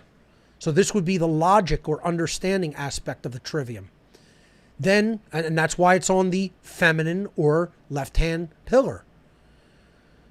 The right hand or masculine pillar is what we do with what we have come to know. And that's what wisdom actually is. Wisdom isn't just knowledge itself. It's knowledge actively applied in the world for the right reasons. Putting it into knowledge correctly. That's what wisdom really is. It's doing the right thing with what we have come to know and to understand. That's why it's on the masculine pillar. Wisdom is action. And it sits at the top of the masculine pillar of action. So on the left-hand path, or the feminine side, the pillar of severity, as it's called in Kabbalah, you have the courage to act, influencing the self, and how we work upon the self, and the understanding. So you could really say that we have to have understanding and courage, and then they come together in a synthesis, okay, to improve ourselves. And then you have to do something with that in the world. So you have to have the will to act in the world. You have to help others, okay, and you have to do the right thing. So it's willpower, netzah, compassion for others, to help others to do the work and to tell them what they need to know, to speak the truth into the world. That's hesed, compassion, mercy. Okay? And then, of course, wisdom. Doing the right thing with what we have come to know and to understand. That's the active or masculine pillar that puts it all out into the world. I hope people can just appreciate just from that the phenomenal system of correspondences that is part of this deeply esoteric, rich system of symbolism and correlation that's to be found in the occult traditions. Most people have never seen that in their lives, never understand that in their lives or what it means. And it's sad. It's sad that we're discouraged from looking at that. And let me tell you something, folks. Some Kabbalists who teach Kabbalah are not teaching this. They're charlatans. And they're not teaching the real tradition. Just like Freemasons, in many cases, are charlatans. And they are not teaching the true Freemasonic tradition. Just like many Rosicrucians are charlatans in the modern world. And they are not teaching the true Rosicrucian knowledge. Just like many so-called tarot practitioners aren't teaching tarot. Not even a little bit. They're charlatans. They're not giving you the real knowledge. They're teaching you what they want you to believe that it is. And then other people just go and believe, oh, they said that's what it is. They're the experts. And they have no idea what they're talking about. Actually, they do have an idea. They do know this. And they're telling you that it's something else to get you to believe that it's something else. Just like Satanists will tell you Satanism is something else and give you the Hollywood variant of it so you never come to understand the real thing. They're giving you the proxy so you never study the real. Giving you the artificial or the ancillary so you never get to the real esoteric understanding of it. They're reserving that for themselves so that they can use this knowledge as a weapon against you and all the rest of the ignorant masses of humanity. And I'm going to reiterate it. The people who really take my work seriously and who are serious students of it, I'm not referring to you guys. But the religionists out there who look at this as passing ancillary information to your religious bullshit beliefs, and you go right back to the Queen's Chamber of going to church every Sunday and thinking you're a good Christian, okay, and saying, oh, I just wanted to hear what he had to say about the Satanists who run the world, and then you want to poo-poo this and say there's nothing of any significance or value to be found in it. You don't know what the fuck you're talking about at all. Not even a tiny little bit. And by poo-pooing it and by telling other people they don't need to know about it, you're helping to keep people in slavery. Just flat out, that's what you're doing. And encouraging just belief in some external savior. You are part of the problem. You are working with the dark forces. You're working with the Satanists, whether you know it or not. Because that's exactly where they want all of the world and its people. in abject ignorance, never understanding what they know, never understanding how the psyche works, never understanding how the laws of nature work, so that they can keep fucking ruling you and me, unfortunately. And you want to say, oh no, my religion is just completely right and there's nothing to the occult. How about say nothing at all if you're going to spout pure ignorant garbage out of your mouth? Okay? Don't try to put down real knowledge in someone who's trying to convey it for the betterment of humanity so we can get the fuck out of slavery. Okay, I'm personally tired of hearing it. Spout it somewhere else. Don't write it to me. I'm not interested in hearing your bullshit. Okay? I just want to say that out in the open, in plain language. Is very easy for people to understand, because I'm tired of religionists and I don't want to hear your fucking nonsense anymore. Quite frankly. I don't even want to hear it. I know what I'm talking about and you don't. Let's have the straight up butting egos. Okay? Straight up, let's butt ego like Brahma bulls. I know what I'm talking about. You fucking don't. And I don't want to hear your bullshit anymore. Don't bring it to me. Go spout it somewhere fucking else. All right? Because you know what? What a lot of people don't see, folks, is the shit I deal with to do this shit. To bring this knowledge to people. Right? And they think, oh, you should just, it should never bother you or do anything to make you upset. Well, that's called not being human. That's called being a robot. Especially when you hear from people that know absolutely nothing. Yeah, keep it on me during this rant for a minute, because I'm going to fix a slide real quick. Okay? While I talk about this.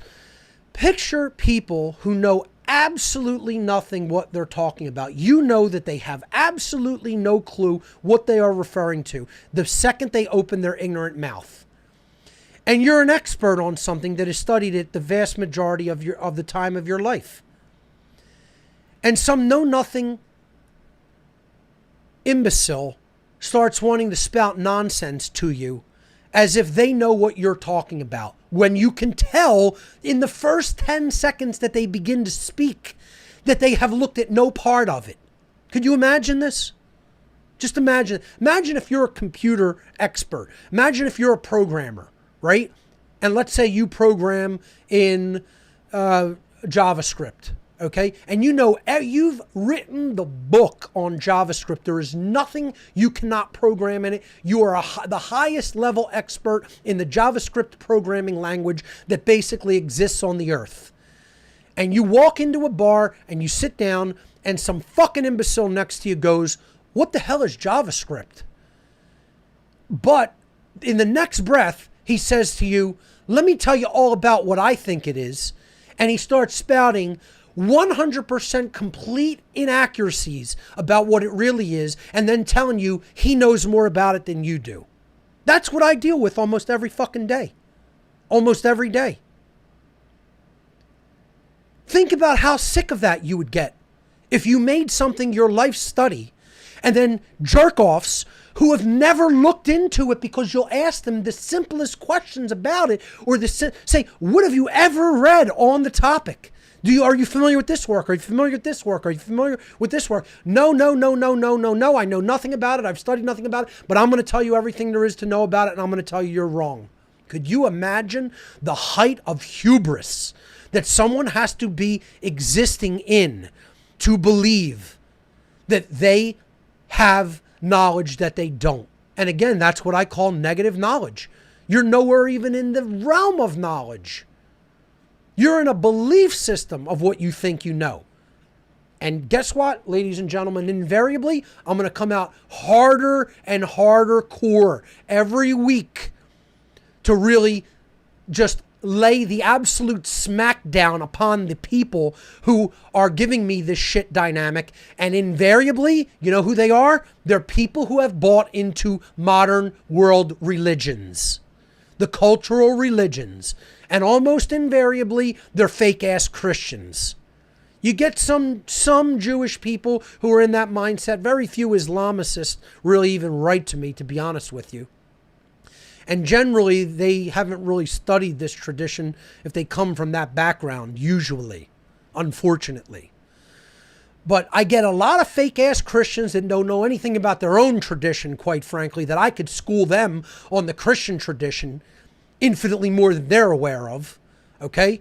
And they want to tell me about the occult and what it is. And they're fucking know-nothings. So the gloves are off. And I'm just going to say it in plain street language. You don't know what you're talking about. And I don't want to hear your shit anymore. I'm tired of it. Don't write to me. Go write to somebody else and waste their time. When I get garbage like that, it goes in a block list. And you can write to me infinitely. Think your message is getting through. I will never see it. That's what happens. I open up a rule. I paste your email address in. I hit save. And that's the end of you. You could write to any of my email addresses. It goes in a block list and I never see it. I don't ever even see it in the inbox. It gets deleted upon receipt. As soon as it's received, it's immediately deleted. Not put in the trash for me to even look at in the trash can. If I want to go look at false positives, it's instantaneously deleted once I realize you're that much of a jackass. That's what I do because I don't have time for that. So don't even make me have to do that. Study it for yourself instead of having a belief about it. This is what too many people do. They develop a belief based on what's written about a topic instead of actually studying the thing itself.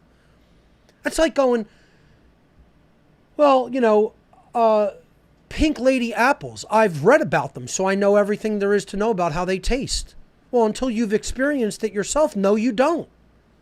You haven't gone into that experience. Stop reading about from someone else what it's all about and actually experience it.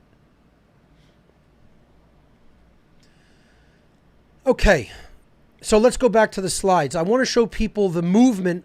First of all, I want to show people the numbering system of the Kabbalistic tree, because that's very important.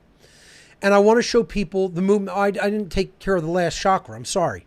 We go to the seventh and top chakra on the Vedic system of chakras, which is the top of the tree of life, which is Keter, or the crown. Okay, Keter means crown, and that's what it's also called in the Vedic system of chakras. And this is godlike consciousness. But, it doesn't mean you know everything that there is to know about creation and the universe. It just means that you are in human form embodying higher consciousness. You've gone from beast consciousness to enlightened consciousness. That's all. It's not to be looked at as your God walking incarnate on the earth. Like, don't twist it into something that it doesn't mean. Too many people take this, idea of the crown chakra or Keter on the tree of life to mean like man has become God. No, it does not mean that. That would be Satanism. Okay? It means we are embodying the higher laws of creation here upon the earth. We are putting the plan of God, if you will, into effect in the physical world. We are doing the will of creation, as I would say. That's how I would word it. Okay? We are aligning ourselves to natural law and living it in its fullness. Okay, that would be what Keter really means and how it is represented in the world. So let's look at the numbering system of chakra of Sephirot, which is very important to understand the progression of energy that this represents, because this is really the human spinal column as well, from the base to the top of the head, the center of the body. Okay? So, this is the numbering system on the Kabbalistic tree of life, which is going to become very important when we lay the tarot cards down on these emanations or Sephirot. Okay? So, Keter, or crown, is 1. Chokmah, or wisdom, is 2. Binah, or understanding, is 3. We pass through Da'at to Hesed, which is sphere number 4, compassion. Then to Geburah, 5, that's strength. Tiferet, beauty, the heart chakra, is 6, right in the middle. And you'll see we're making like a lightning bolt pattern, starting at the top, then to the right. It's a dual chakra, so we go to the left. Then we're going to go back to the right. It's another dual chakra, so we go to the left to number 5. Then we're going to go again toward the right, so we have to pass through Tiferet, which is 6. Then again toward the right. Okay, so I'll bring my mouse back up on the screen if I can. There we go. So we're making a lightning bolt pattern. 1, 2, 3, 4, 5, 6, Tiferet. Netzah, 7. Endurance. Hod, Majesty, 8. Continuing with that lightning bolt pattern, 9. Yesod, Foundation.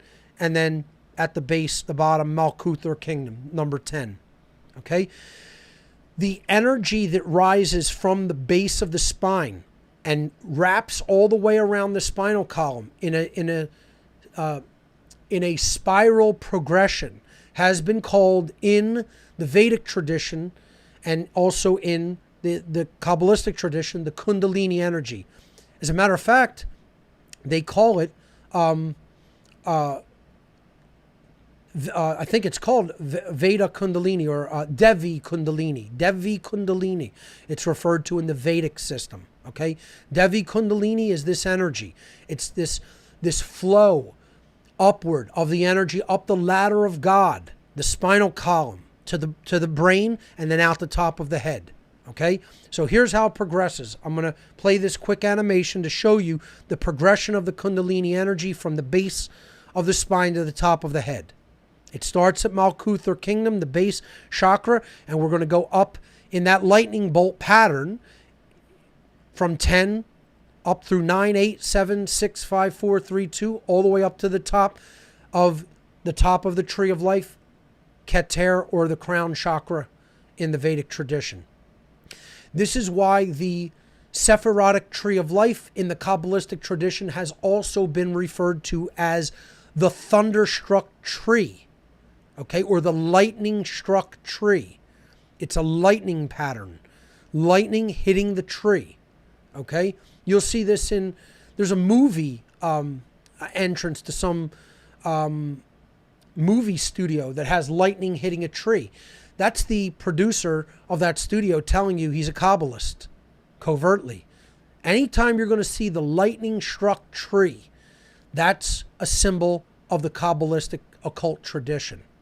Because that's what we're talking about. We're talking about that Kundalini energy rising from the base chakra to the crown chakra. Okay, so keep this progression in mind when we go to show how Kabbalah and the Tree of Life corresponds to the major arcana of the tarot deck. So this is the microcosmic Tree of Life with the first 11 tarot cards of the major arcana laid down upon the Sephirot on the Kabbalistic tree. Okay, so there's 2 trees.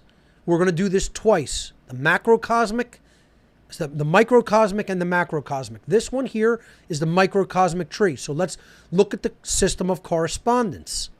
Okay? All we've done is taken card 0, which is the Fool. Okay? Or the Soul, more properly understood, the Soul card. Okay? We are putting that at the dot position.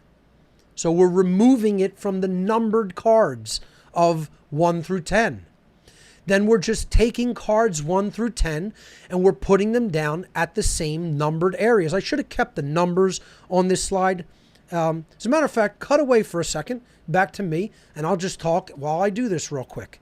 Okay, I'm just going to put these numbers on this side of the tree very quickly. Just give me a moment.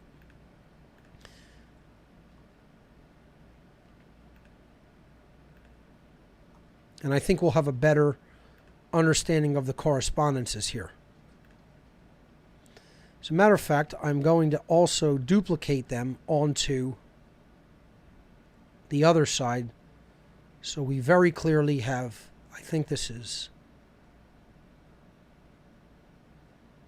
going to be a much better, let's see what this slide looks like now. Switch back to it, please.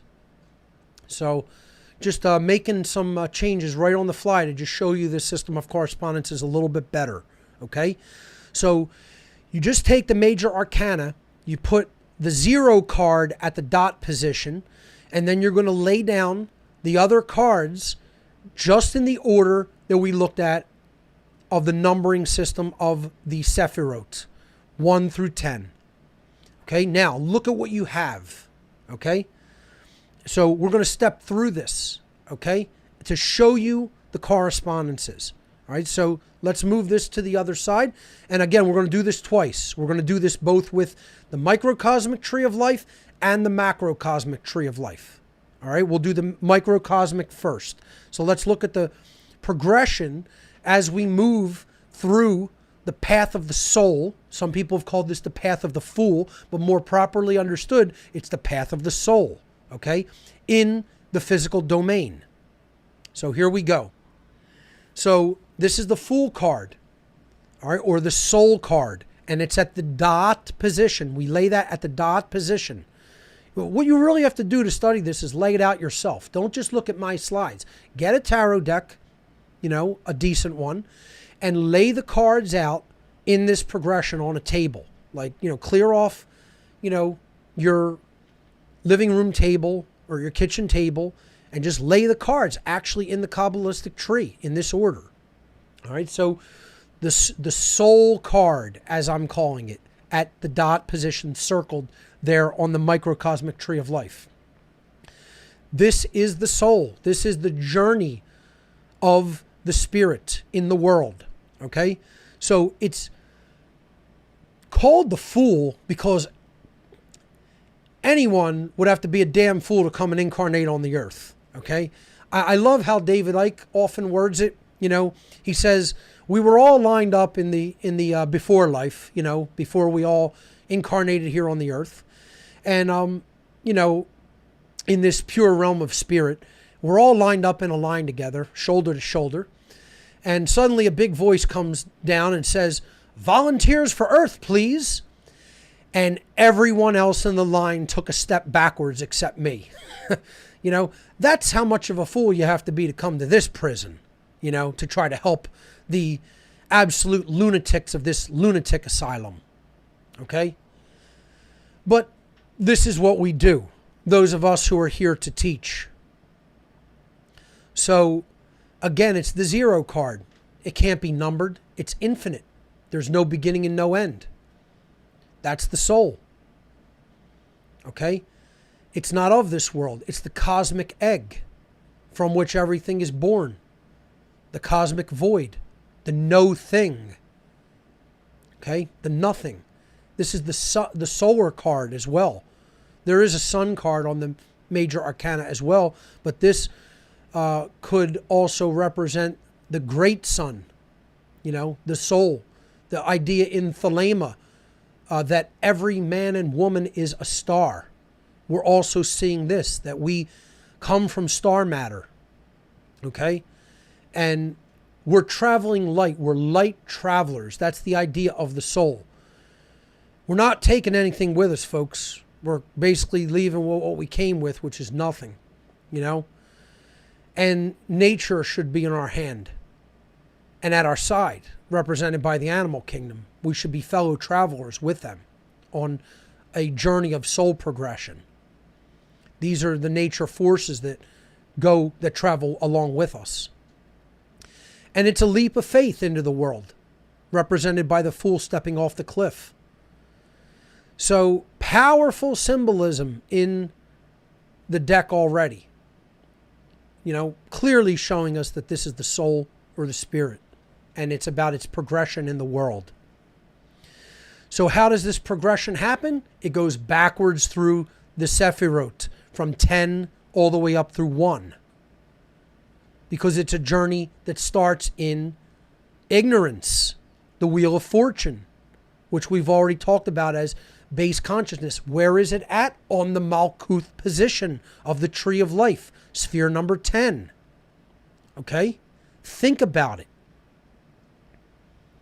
And it's card number 10. They're telling you the position on the Tree of Life. You got to put it in the 10th position, the bottom Sephirot, Malkuth.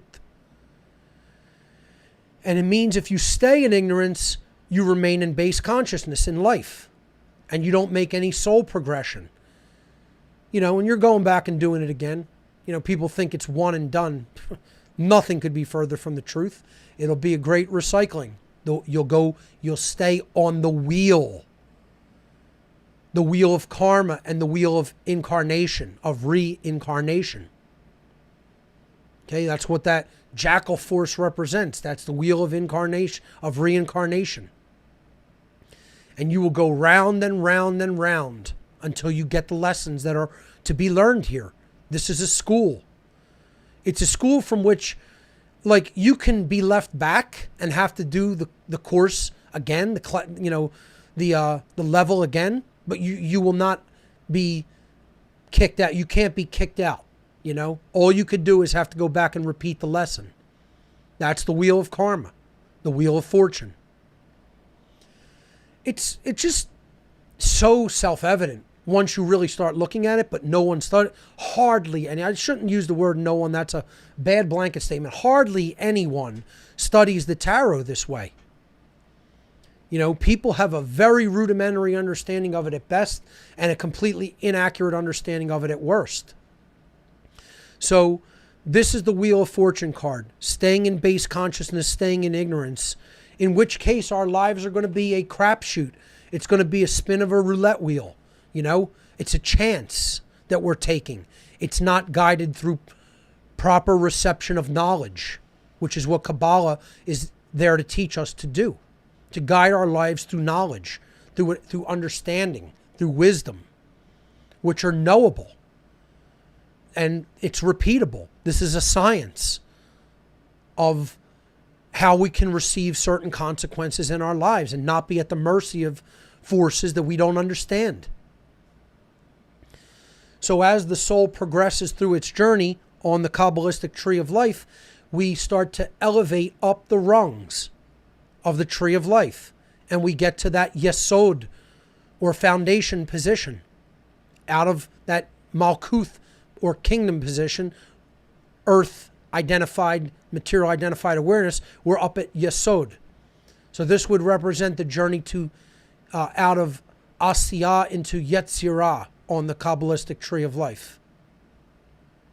And then the two worlds above would be Bria and Atziluth. We've talked about that before in breakdowns of Kabbalah and its worlds on what on earth is happening. This is the Hermit card, number 9. Placed at the 9th Sephirah position on the tree of life. And it's the hermit because it's desire to know. This is what the hermit represents symbolically. The hermit goes off in search of knowledge. He wants to know the truth. So it's in the sacrum chakra, or the position of the genital chakra in the chakra system. But what does that mean? We already looked at that correspondence. It means desire, and it means desire to know, desire to learn, and desire to improve oneself. When do you come off the floor of consciousness? When you've developed a desire to improve. It's the same as anything. When does a drug addict start to be healed? When he has the desire to want to be better and not be an addict anymore. When does an ignorant person start to heal themselves of their ignorance? When they have the desire to know the truth, when they develop that desire. So this is the first position that you have to get to start coming up off the very base, the floor of the house, as they call it in Freemasonry, out of base consciousness, in the journey toward higher level consciousness, self-mastery, and knowledge of God, knowledge of how the universe works. And that is symbolically represented in the tarot tradition by the Hermit card. Let's move up a rung. So now we're at the solar plexus chakra, depicted here in the yellow color. It's a dual chakra. Remember, we said it represented courage and willpower. And literally, the position Hod means strength, and Netzah means splendor or victory or endurance. So look at where we're at. What does this card represent? The woman and the lion, courage, holding open the jaws of a lion, representing courage. This is the courage card, strength. This is one of my 2 birth cards. My 2 cards are 8 and 12. Strength or courage, and the Hanged Man or evolution or the servant of natural law. I mean, I couldn't have been born on a more appropriate day, because those 2 cards are the epitome of the symbolizing of my life. So this position, card number 8, at the hold position, is courage. Again, internal dynamic of consciousness on the feminine pillar of the tree of life, the left-hand pillar. The left-hand pillar in this aspect, or in this interpretation of the microcosmic tree of life, does not mean negative. It means internal or feminine aspect. Okay, the unseen, because it's within. Whereas the right-hand path is the seen or acted upon in the world aspect. Okay, so we move forward to card number 7, and that's the Chariot. So what does this represent? Driving force or willpower. This is the Netzah card. This is willpower. Endurance. Okay? Victory, they call it in some aspects of interpretation of Kabbalah. The man in the chariot, driving force, with both sacred feminine and masculine sphinxes, driving the chariot forward. This is action in the world. This is the will to act, the will to do something. Okay? This is the conquering, courage is the conquering of fear, or acting in spite of fear. This is the conquering of inaction. All right? So this is the conquering of our laziness, the driving force or willpower to actually do something in the real world. Again, it's the active masculine aspect of the solar plexus, or of, so that this is why it's on the right side of the tree of life, the active or masculine pillar, the pillar of mercy. We move up to card number 6 at the 6th position, the 6th Sephirah on the tree of life. And that's the Lovers. What was this in the chakra system of the Vedas? It was the heart chakra, right? This is beauty, or Tiferet, the heart chakra of the tree of life. And it's the Lovers, true care, bringing the sacred masculine and feminine forward. The unitary chakra of care, care for truth, care to do the right thing, care to know oneself and to know the forces at work in the world. And there's the depiction. Bringing together Adam and Eve, you have the 2 trees right there, the sacred feminine and sacred masculine, guided by higher level forces of natural law, the angelic forces, ultimately, moving people toward the sun, the light, natural law, God. And it's what binds it all and ties it all together. Without that, the whole tree falls apart. The Lovers, true care, the generative principle. The correspondences are unbelievable if we know what to look for and if we know how to decode. But if you don't know how to decode, this is a language that's meaningless. It's like someone speaking Russian and you never studied a word of it. You have to know how to decode the symbolism through the system of correspondences and where these traditions come from. It's not just random, folks. It's very detailed and very specific, very deliberate. And it's teaching us something about ourselves.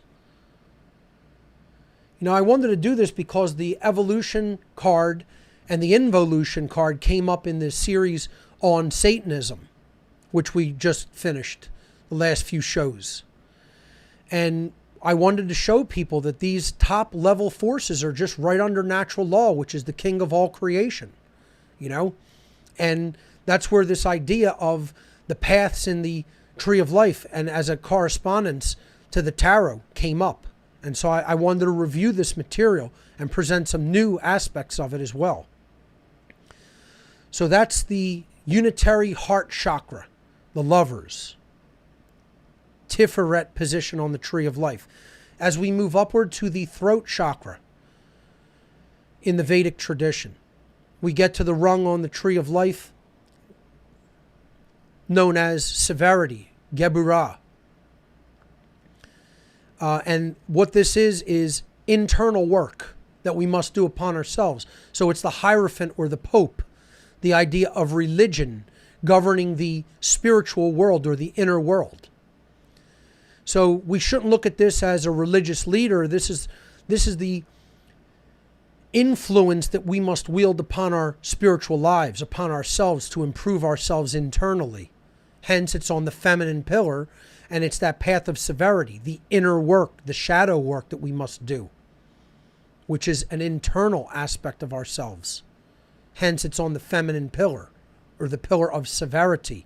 We must be severe upon ourselves so that we can work upon ourselves to come up to a level of understanding and right action. And we have to have mercy upon others, compassion toward others, because we realize how many people are in a completely degraded state, and then we have to have good influence upon them through what we teach in the world and what we speak to them, how we want to influence them. And it means sometimes you have to have tough love too. It doesn't just mean just be totally compassionate with your voice. It means sometimes you have to say, hey, you're really fucking up and you're fucking other people up. You know, tough love is part of that dynamic, which we're going to get to in a moment, represented by the Emperor. But the Hierophant or the Pope he's the, quote, religious leader, in the sense that this is the internal influence or force that we have to wield upon our spiritual lives to work upon ourselves. Okay? And we just talked about that in the Kabbalistic tradition, and this is exactly the correspondence that comes over through the tarot in the form of the Hierophant or the Pope. Corresponding to that, you have the Emperor or the King. That is the Pope's, compatriot on this rung of the tree of life. So what does this represent? This is the head of government, right? So you have the head of religion, and now you have the head of government. But we're not talking about them as external factors. We're talking about the internal worlds of religion and government. We're talking about the monarchies that are internal monarchies. Remember I went in shows where I talked about natural law and talked about what kind of governments are legitimate and illegitimate, and all worldly government is illegitimate and worldly spiritual control is illegitimate. But I also said I'm a fan of monarchy and anarchy in those episodes. And people are thinking like, what the hell is this guy talking about? They're the exact opposite. Monarchy is one ruler over everything, and anarchy is no rulers over anything or anyone. And yet I believe in both of those systems of government. As a matter of fact, I know they're the only legitimate systems of government. But you have to have monarchy internally, and you have to have anarchy externally. And if you don't do the work to recognize your sovereignty, which is the shadow work that is going to help you to understand how to become an internal monarch so that only you are ruling your inner world, then you're never going to build external anarchy. Because that spiritual work has to come first so that we can really be sovereign in the physical world. That shadow work internally has to be done. So going back to this slide, the Emperor or King, yes, that's the head of the external worldly government, which is illegitimate. But in this case, it's a correspondent representation to the influence we have to wield over others. See? It's not ruling others, but it is influencing others in the world through our behavior, the way we live, and through our speech, through our voice. Again, this is the throat chakra. It's the most powerful way of doing that work of influencing others is through the way we actually act, by example. Helping other people to become better, influencing them to become better by how we act in the world. That's what the best, quote, ruler or king does. Even in a system where people believe that external authority is legitimate. We know that it is not. But it's the correspondence here that we're talking about. The wise king or wise ruler sets the example. Okay, we're talking about being a wise ruler of self by setting a good example for others in the world. and then teaching them wisely with our voice. So this is the active pillar. It's what we do to influence others in the world through our behavior and our voice. Look at the correspondence, how perfect it is. It's unwielding. It's invariable. It's exact, the exactitude of symbolic correspondence. Once again, for those that this is a review, I hope you appreciate the review and how I'm going in depth here. But for those who haven't seen this, I hope it's really blowing the top of your head off. And it should. Because most people will never show you this when it comes to the tarot, because they don't know it themselves or they don't want you to know it. So then we pass through the realm of Dot, the soul, hidden knowledge of the self. That's the first step of the trivium. So the path takes you through the occult world. Now you're getting up to the higher levels of knowledge when you take in the world of the occult, of the self. And now you have an understanding of how you work. This is the Empress, okay? So this would be like the Queen, okay? And this is internal understanding, the top level of the pillar of severity, or the feminine pillar. So once we take in the knowledge, then we come to understand what it means. This is knowledge inwardly applied through logic to become understanding. Our understanding of how our psyche actually works. Hence, it's at the top of that mental plane, the third eye chakra, the indigo level of the tree of life and the chakra system. And again, it's arrived at by care to know the truth. You have to get there by way of the heart, depicted by, that's what she's seated on. That's her foundation, the Empress or the Queen. And you'll see pomegranates repeated a lot, which is what is on her robe. Kabbalah has been called the Garden of Pomegranates. That's the original fruit of Eden in the ancient, Kabbalistic allegory, not the apple. Because the pomegranate, it's a lot of work you have to do to get to the fruit.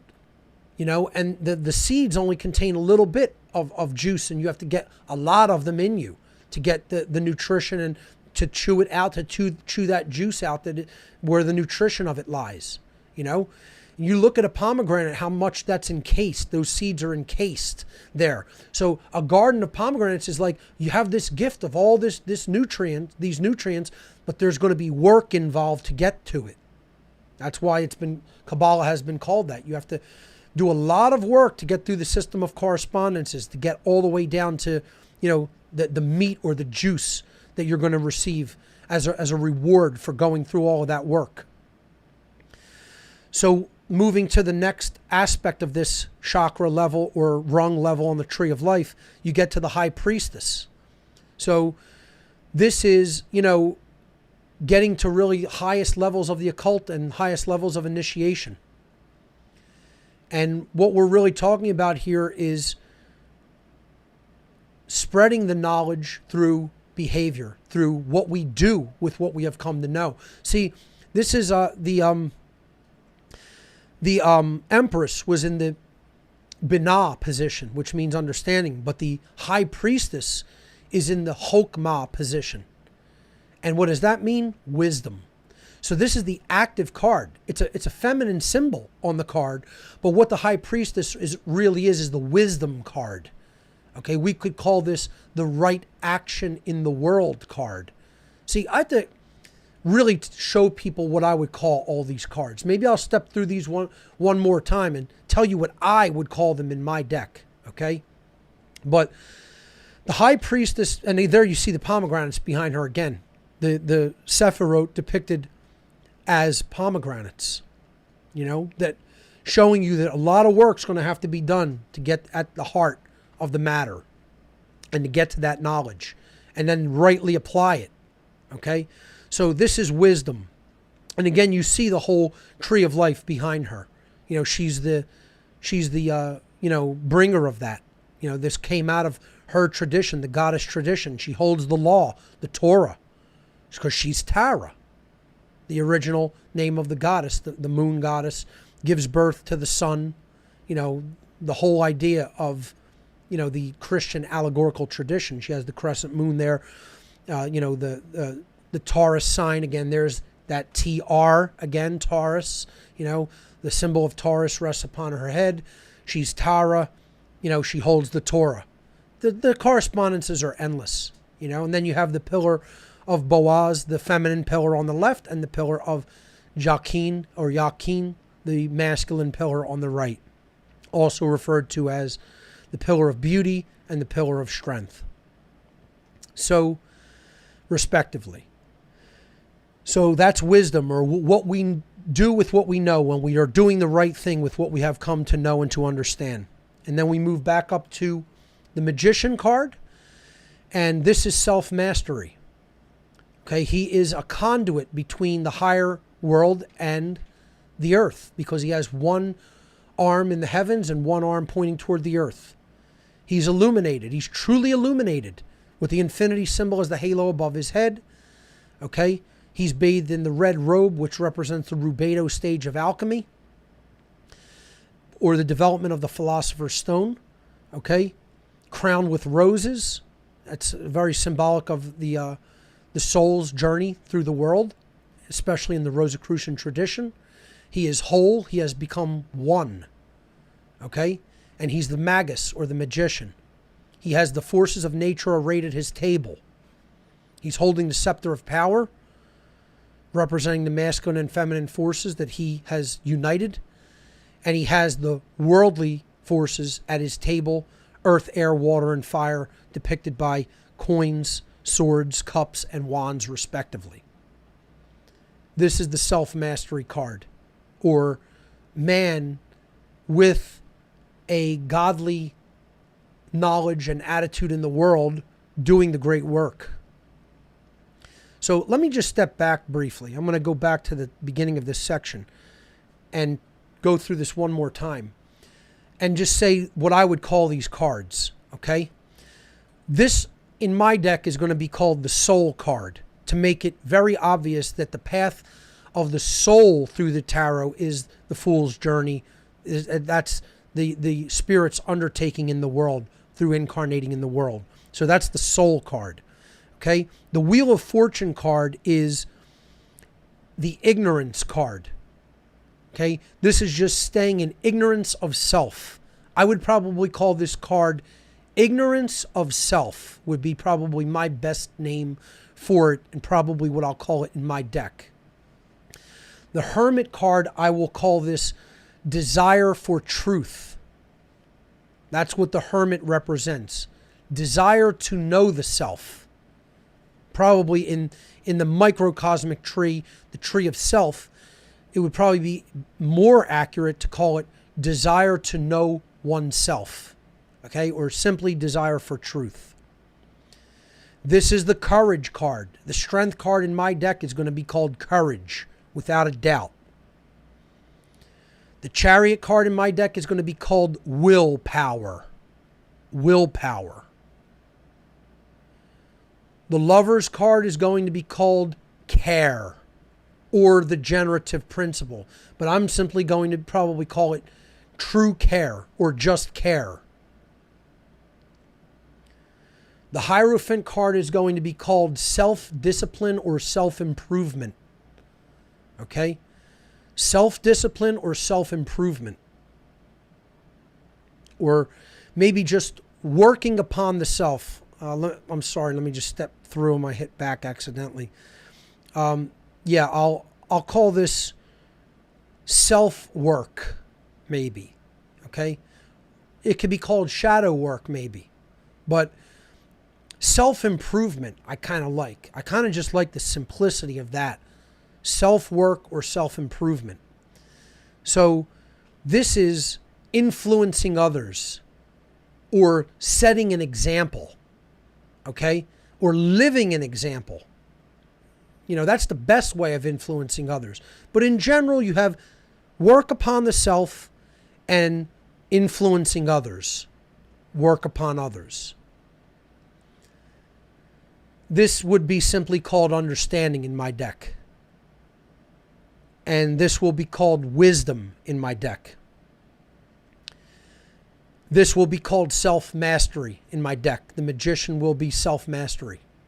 So those are the names that I would apply to the first 11 cards of the Major Arcana that we have shown here on the microcosmic tree of life. So let's step forward and look at the macrocosmic tree of life next. And I'm going to do the same thing. I'm going to build out the 11 cards of the macrocosmic tree of life. And folks, if we get through it, we get through it. There's less than a half an hour left. If we don't, we'll continue next week. And regardless of what happens, we'll wrap this topic up next week and take your calls for the duration of the show. And I think it'd be a very interesting call-in show to just do a whole call-in show on the Major Arcana of the Tarot. Because I know people will have a lot of questions, and they probably have a lot of correspondences to bring to the table regarding this extremely rich symbolism. So next week, wrap up of this and call-in show for the duration of the show. So let's start with the dot position again, as we did on the microcosmic tree of life. This is the universe card, or the world card. I will simply probably call this the universe in my deck, as it is called in many decks. Again, some call it the world, some call it the Aeon, as it is called in Crowley's Thoth deck. But I will call this the universe, okay? And this is what we're talking about here. Here you have the same things that we saw in the Wheel of Fortune card, the archangels. It's a reflection of the zero card of the soul, okay? Because it's the big zero card, the huge universe, the macrocosm that reflects the microcosm of the zero that we saw in the soul card. So the wreath that shows the, high point and low point, namely the, solstices, the high point of light, low point of light, etc., depicted by the ribbons, the infinity signs at the top and bottom of the wreath. That forms a huge zero, that wreath, because this is the huge cosmic egg of the cosmos itself, and Mother Nature that rules it with both wands of the microcosm and macrocosm in her hands, because she's wielding both of those wands.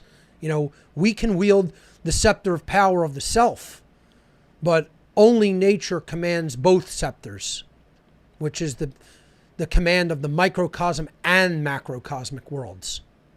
So this is nature, spirit, God, whatever you want to call it, depicted here in the feminine aspect, surrounded by the principalities of the archangelic forces.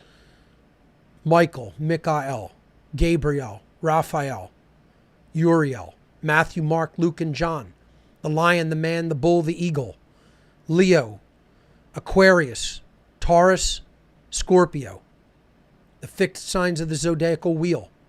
It's all there, showing you that we are going to be getting into talking about universal forces now. Okay? So that's at the dot or occult knowledge position. What are we getting into learning now? Occult knowledge of natural world forces, of universal forces, not just the forces of the self or the aspects of the self. So let's move forward. Sorry about that. And we come to the Malkuth position, or the base chakra. Okay, this is the judgment card. What happens when we stay in ignorance? Okay, so what we have to understand here is that this whole tree is a correspondence to the first tree that we saw. So what was the Wheel of Fortune at the Malkuth position? It represented individual ignorance, meaning you're not making any progression of your soul at an individuated level. Well, what is this card showing us at the macrocosmic level, or at a societal level, at a level of a whole species of beings calling themselves human beings? If we are being called by these higher level forces of creation, represented by the angel blowing the trumpet, wielding the cross of St. George in this image, okay? Representing being called out of our ignorance, the graves. The graves represent the ignorance of the soul, keeping the soul encased or entombed in darkness. And we are being called up out of that level of spiritual deadness through the waters of renewal, baptism. We're not talking about, that in a religious sense, folks, in the Christian sense of the exoteric religion. We're talking about being baptized into the waters of knowledge, of self and universal law. And we're being called out of that ignorance by this force. What's above that force, right? If you look above it on the side, the left-hand side, it's the sun. That's the truth itself. That's the truth of the Creator. And who's ushering it toward us is the Christ consciousness, the child of innocence. Holding that red flag again, representing that rubedo element of alchemy. The purification of the philosopher's stone. Okay? So the judgment card is saying if we stay in ignorance, this is the result. Judgment. And I would not change the word. Okay? I'll call this judgment. Okay? This is societal judgment. This is world judgment. This is the judgment of a whole planet depicted in this card. When we stay in individuated ignorance, our entire society stays in a place of judgment. Okay? So, this is the result that we get when we reject truth.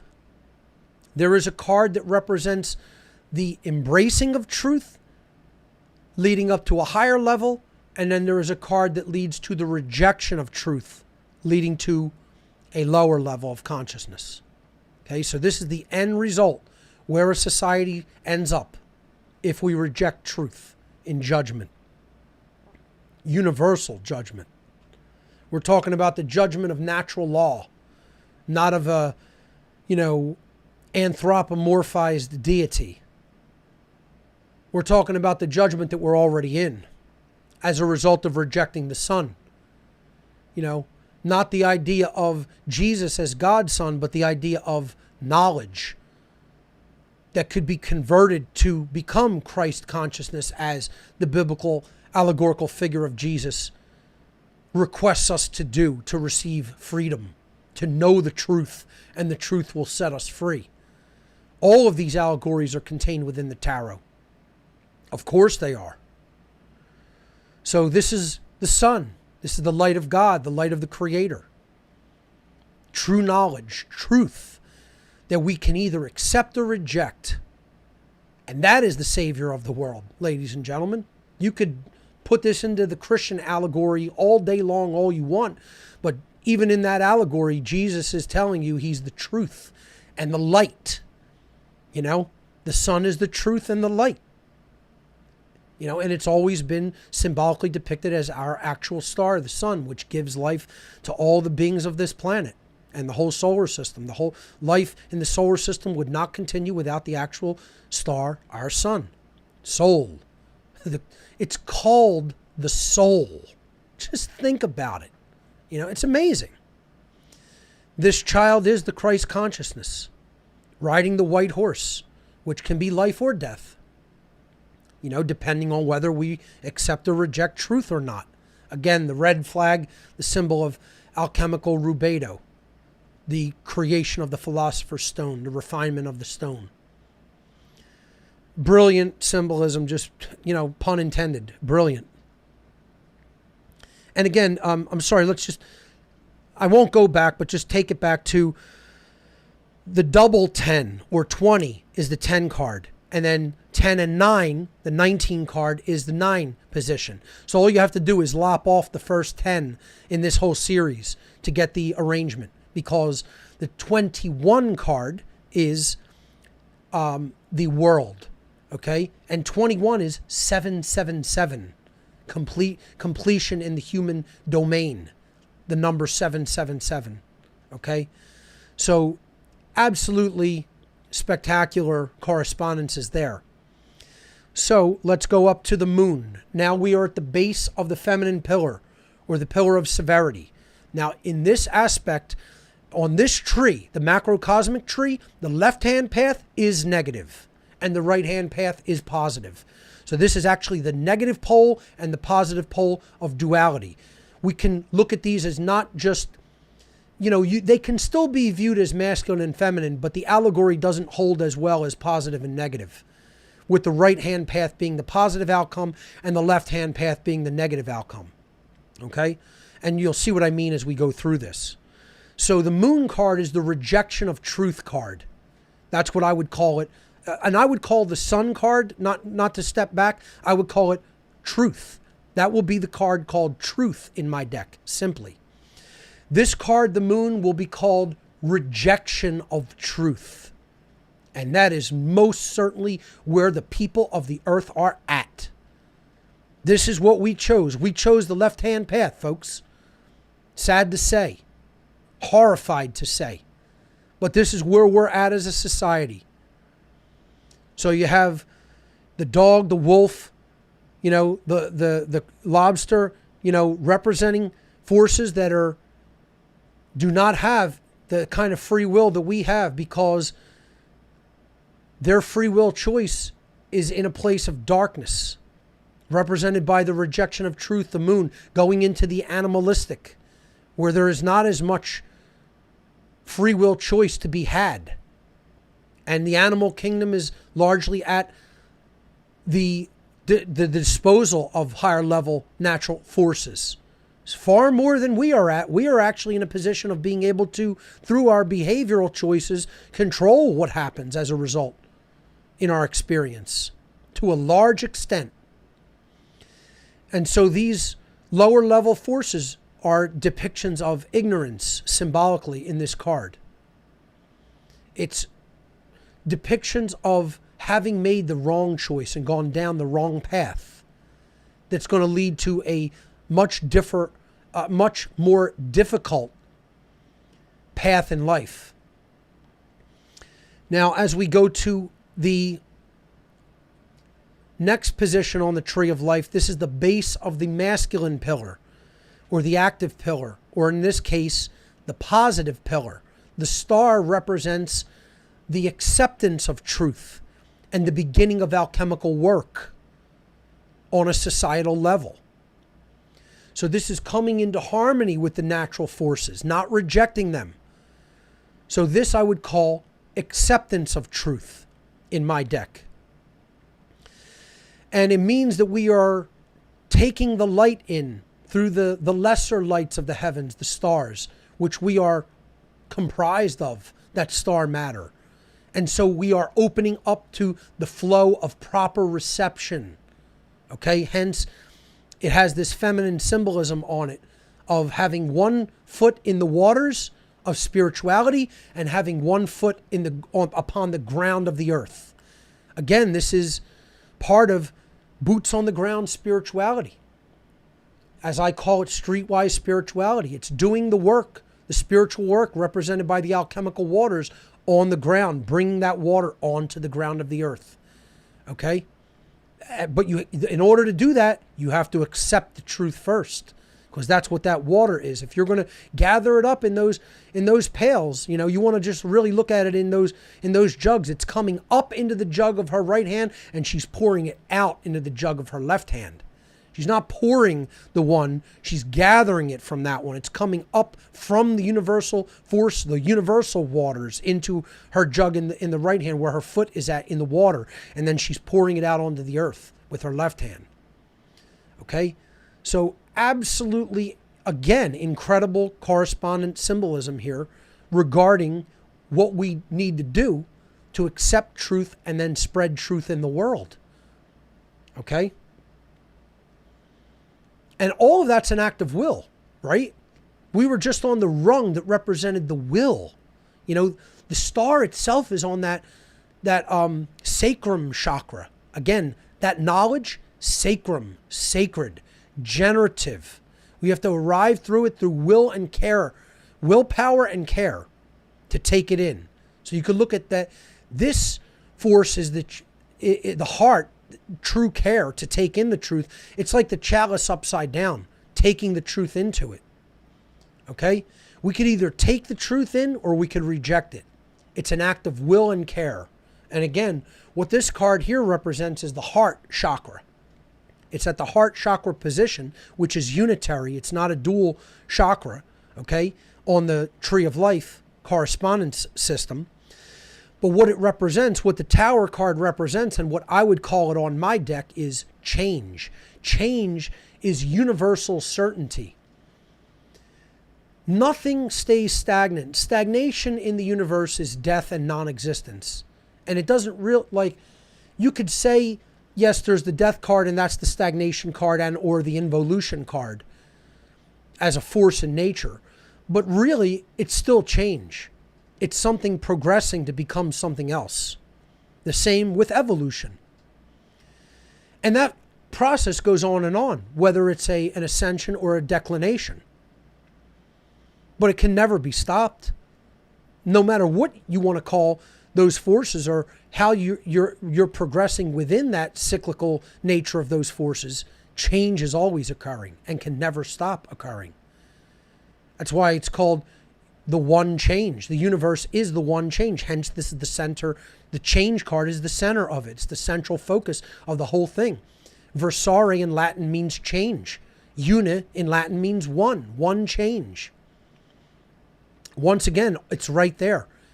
Everything is change. Everything is one form of energy flowing to another, one form of consciousness flowing to another, and can never be any other way. So this is the change card. What do we see? The thunderstruck tower. That's a whole representation of the Tree of Life itself. The lightning striking the whole tree or tower, and the masculine and feminine forces, being thrown from it. And the yod, the fire, the yods representing the fire. Change is a fiery, powerful force, electrical force, lightning. It's tumultuous. So this is the thunderstruck tower in many decks. And I would simply call it the change card. Okay, now that change could be positive or negative, depending on whether we have accepted truth or rejected truth. So what happens when we reject truth? We go into slavery. So this is the devil card, depicted as the traditional symbolism of Satanism from the, older Christian tradition, as the goat, the goat of Mendes, etc., with the inverted pentagram. The number is 15, which when reduced is 6, which is the failure of higher level consciousness.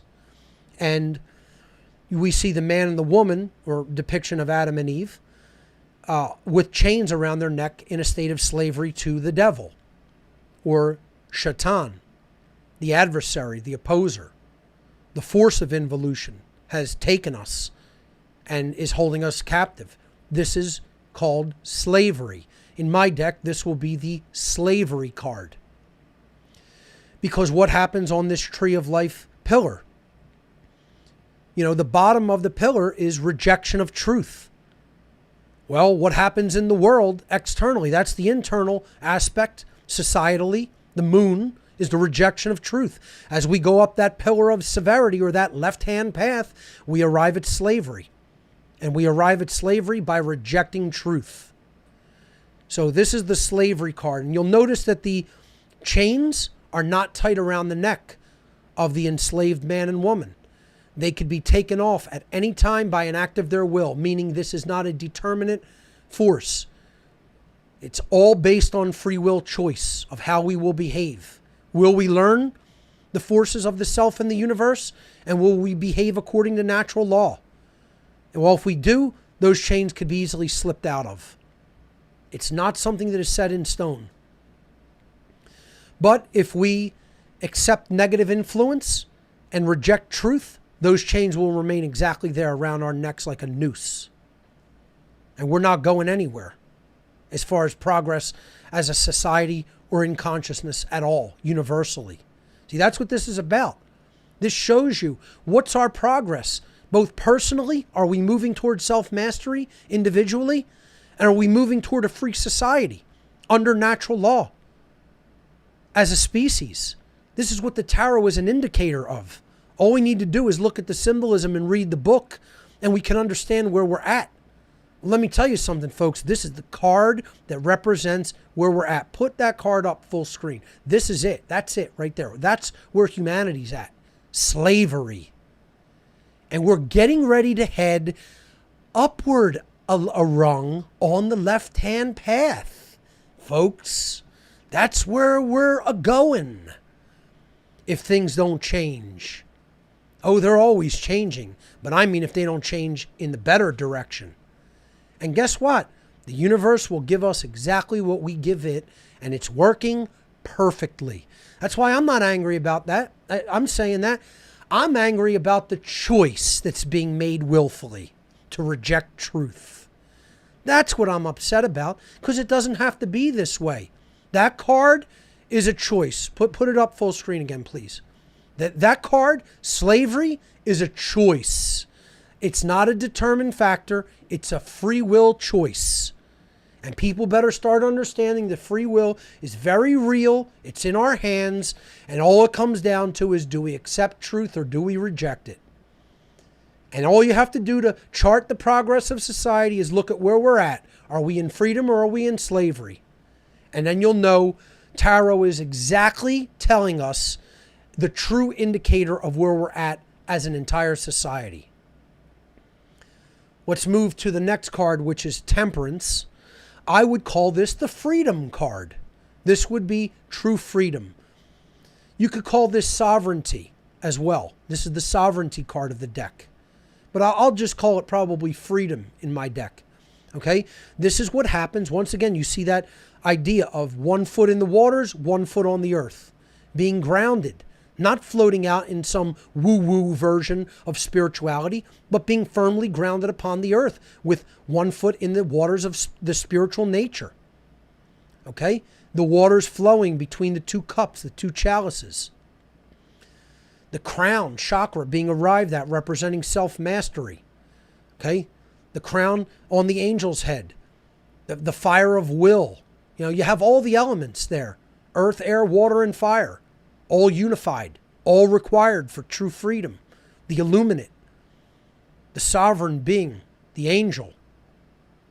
Incredible symbolism. They call it temperance, you know, whereas they call the other one the devil. I call them slavery and freedom.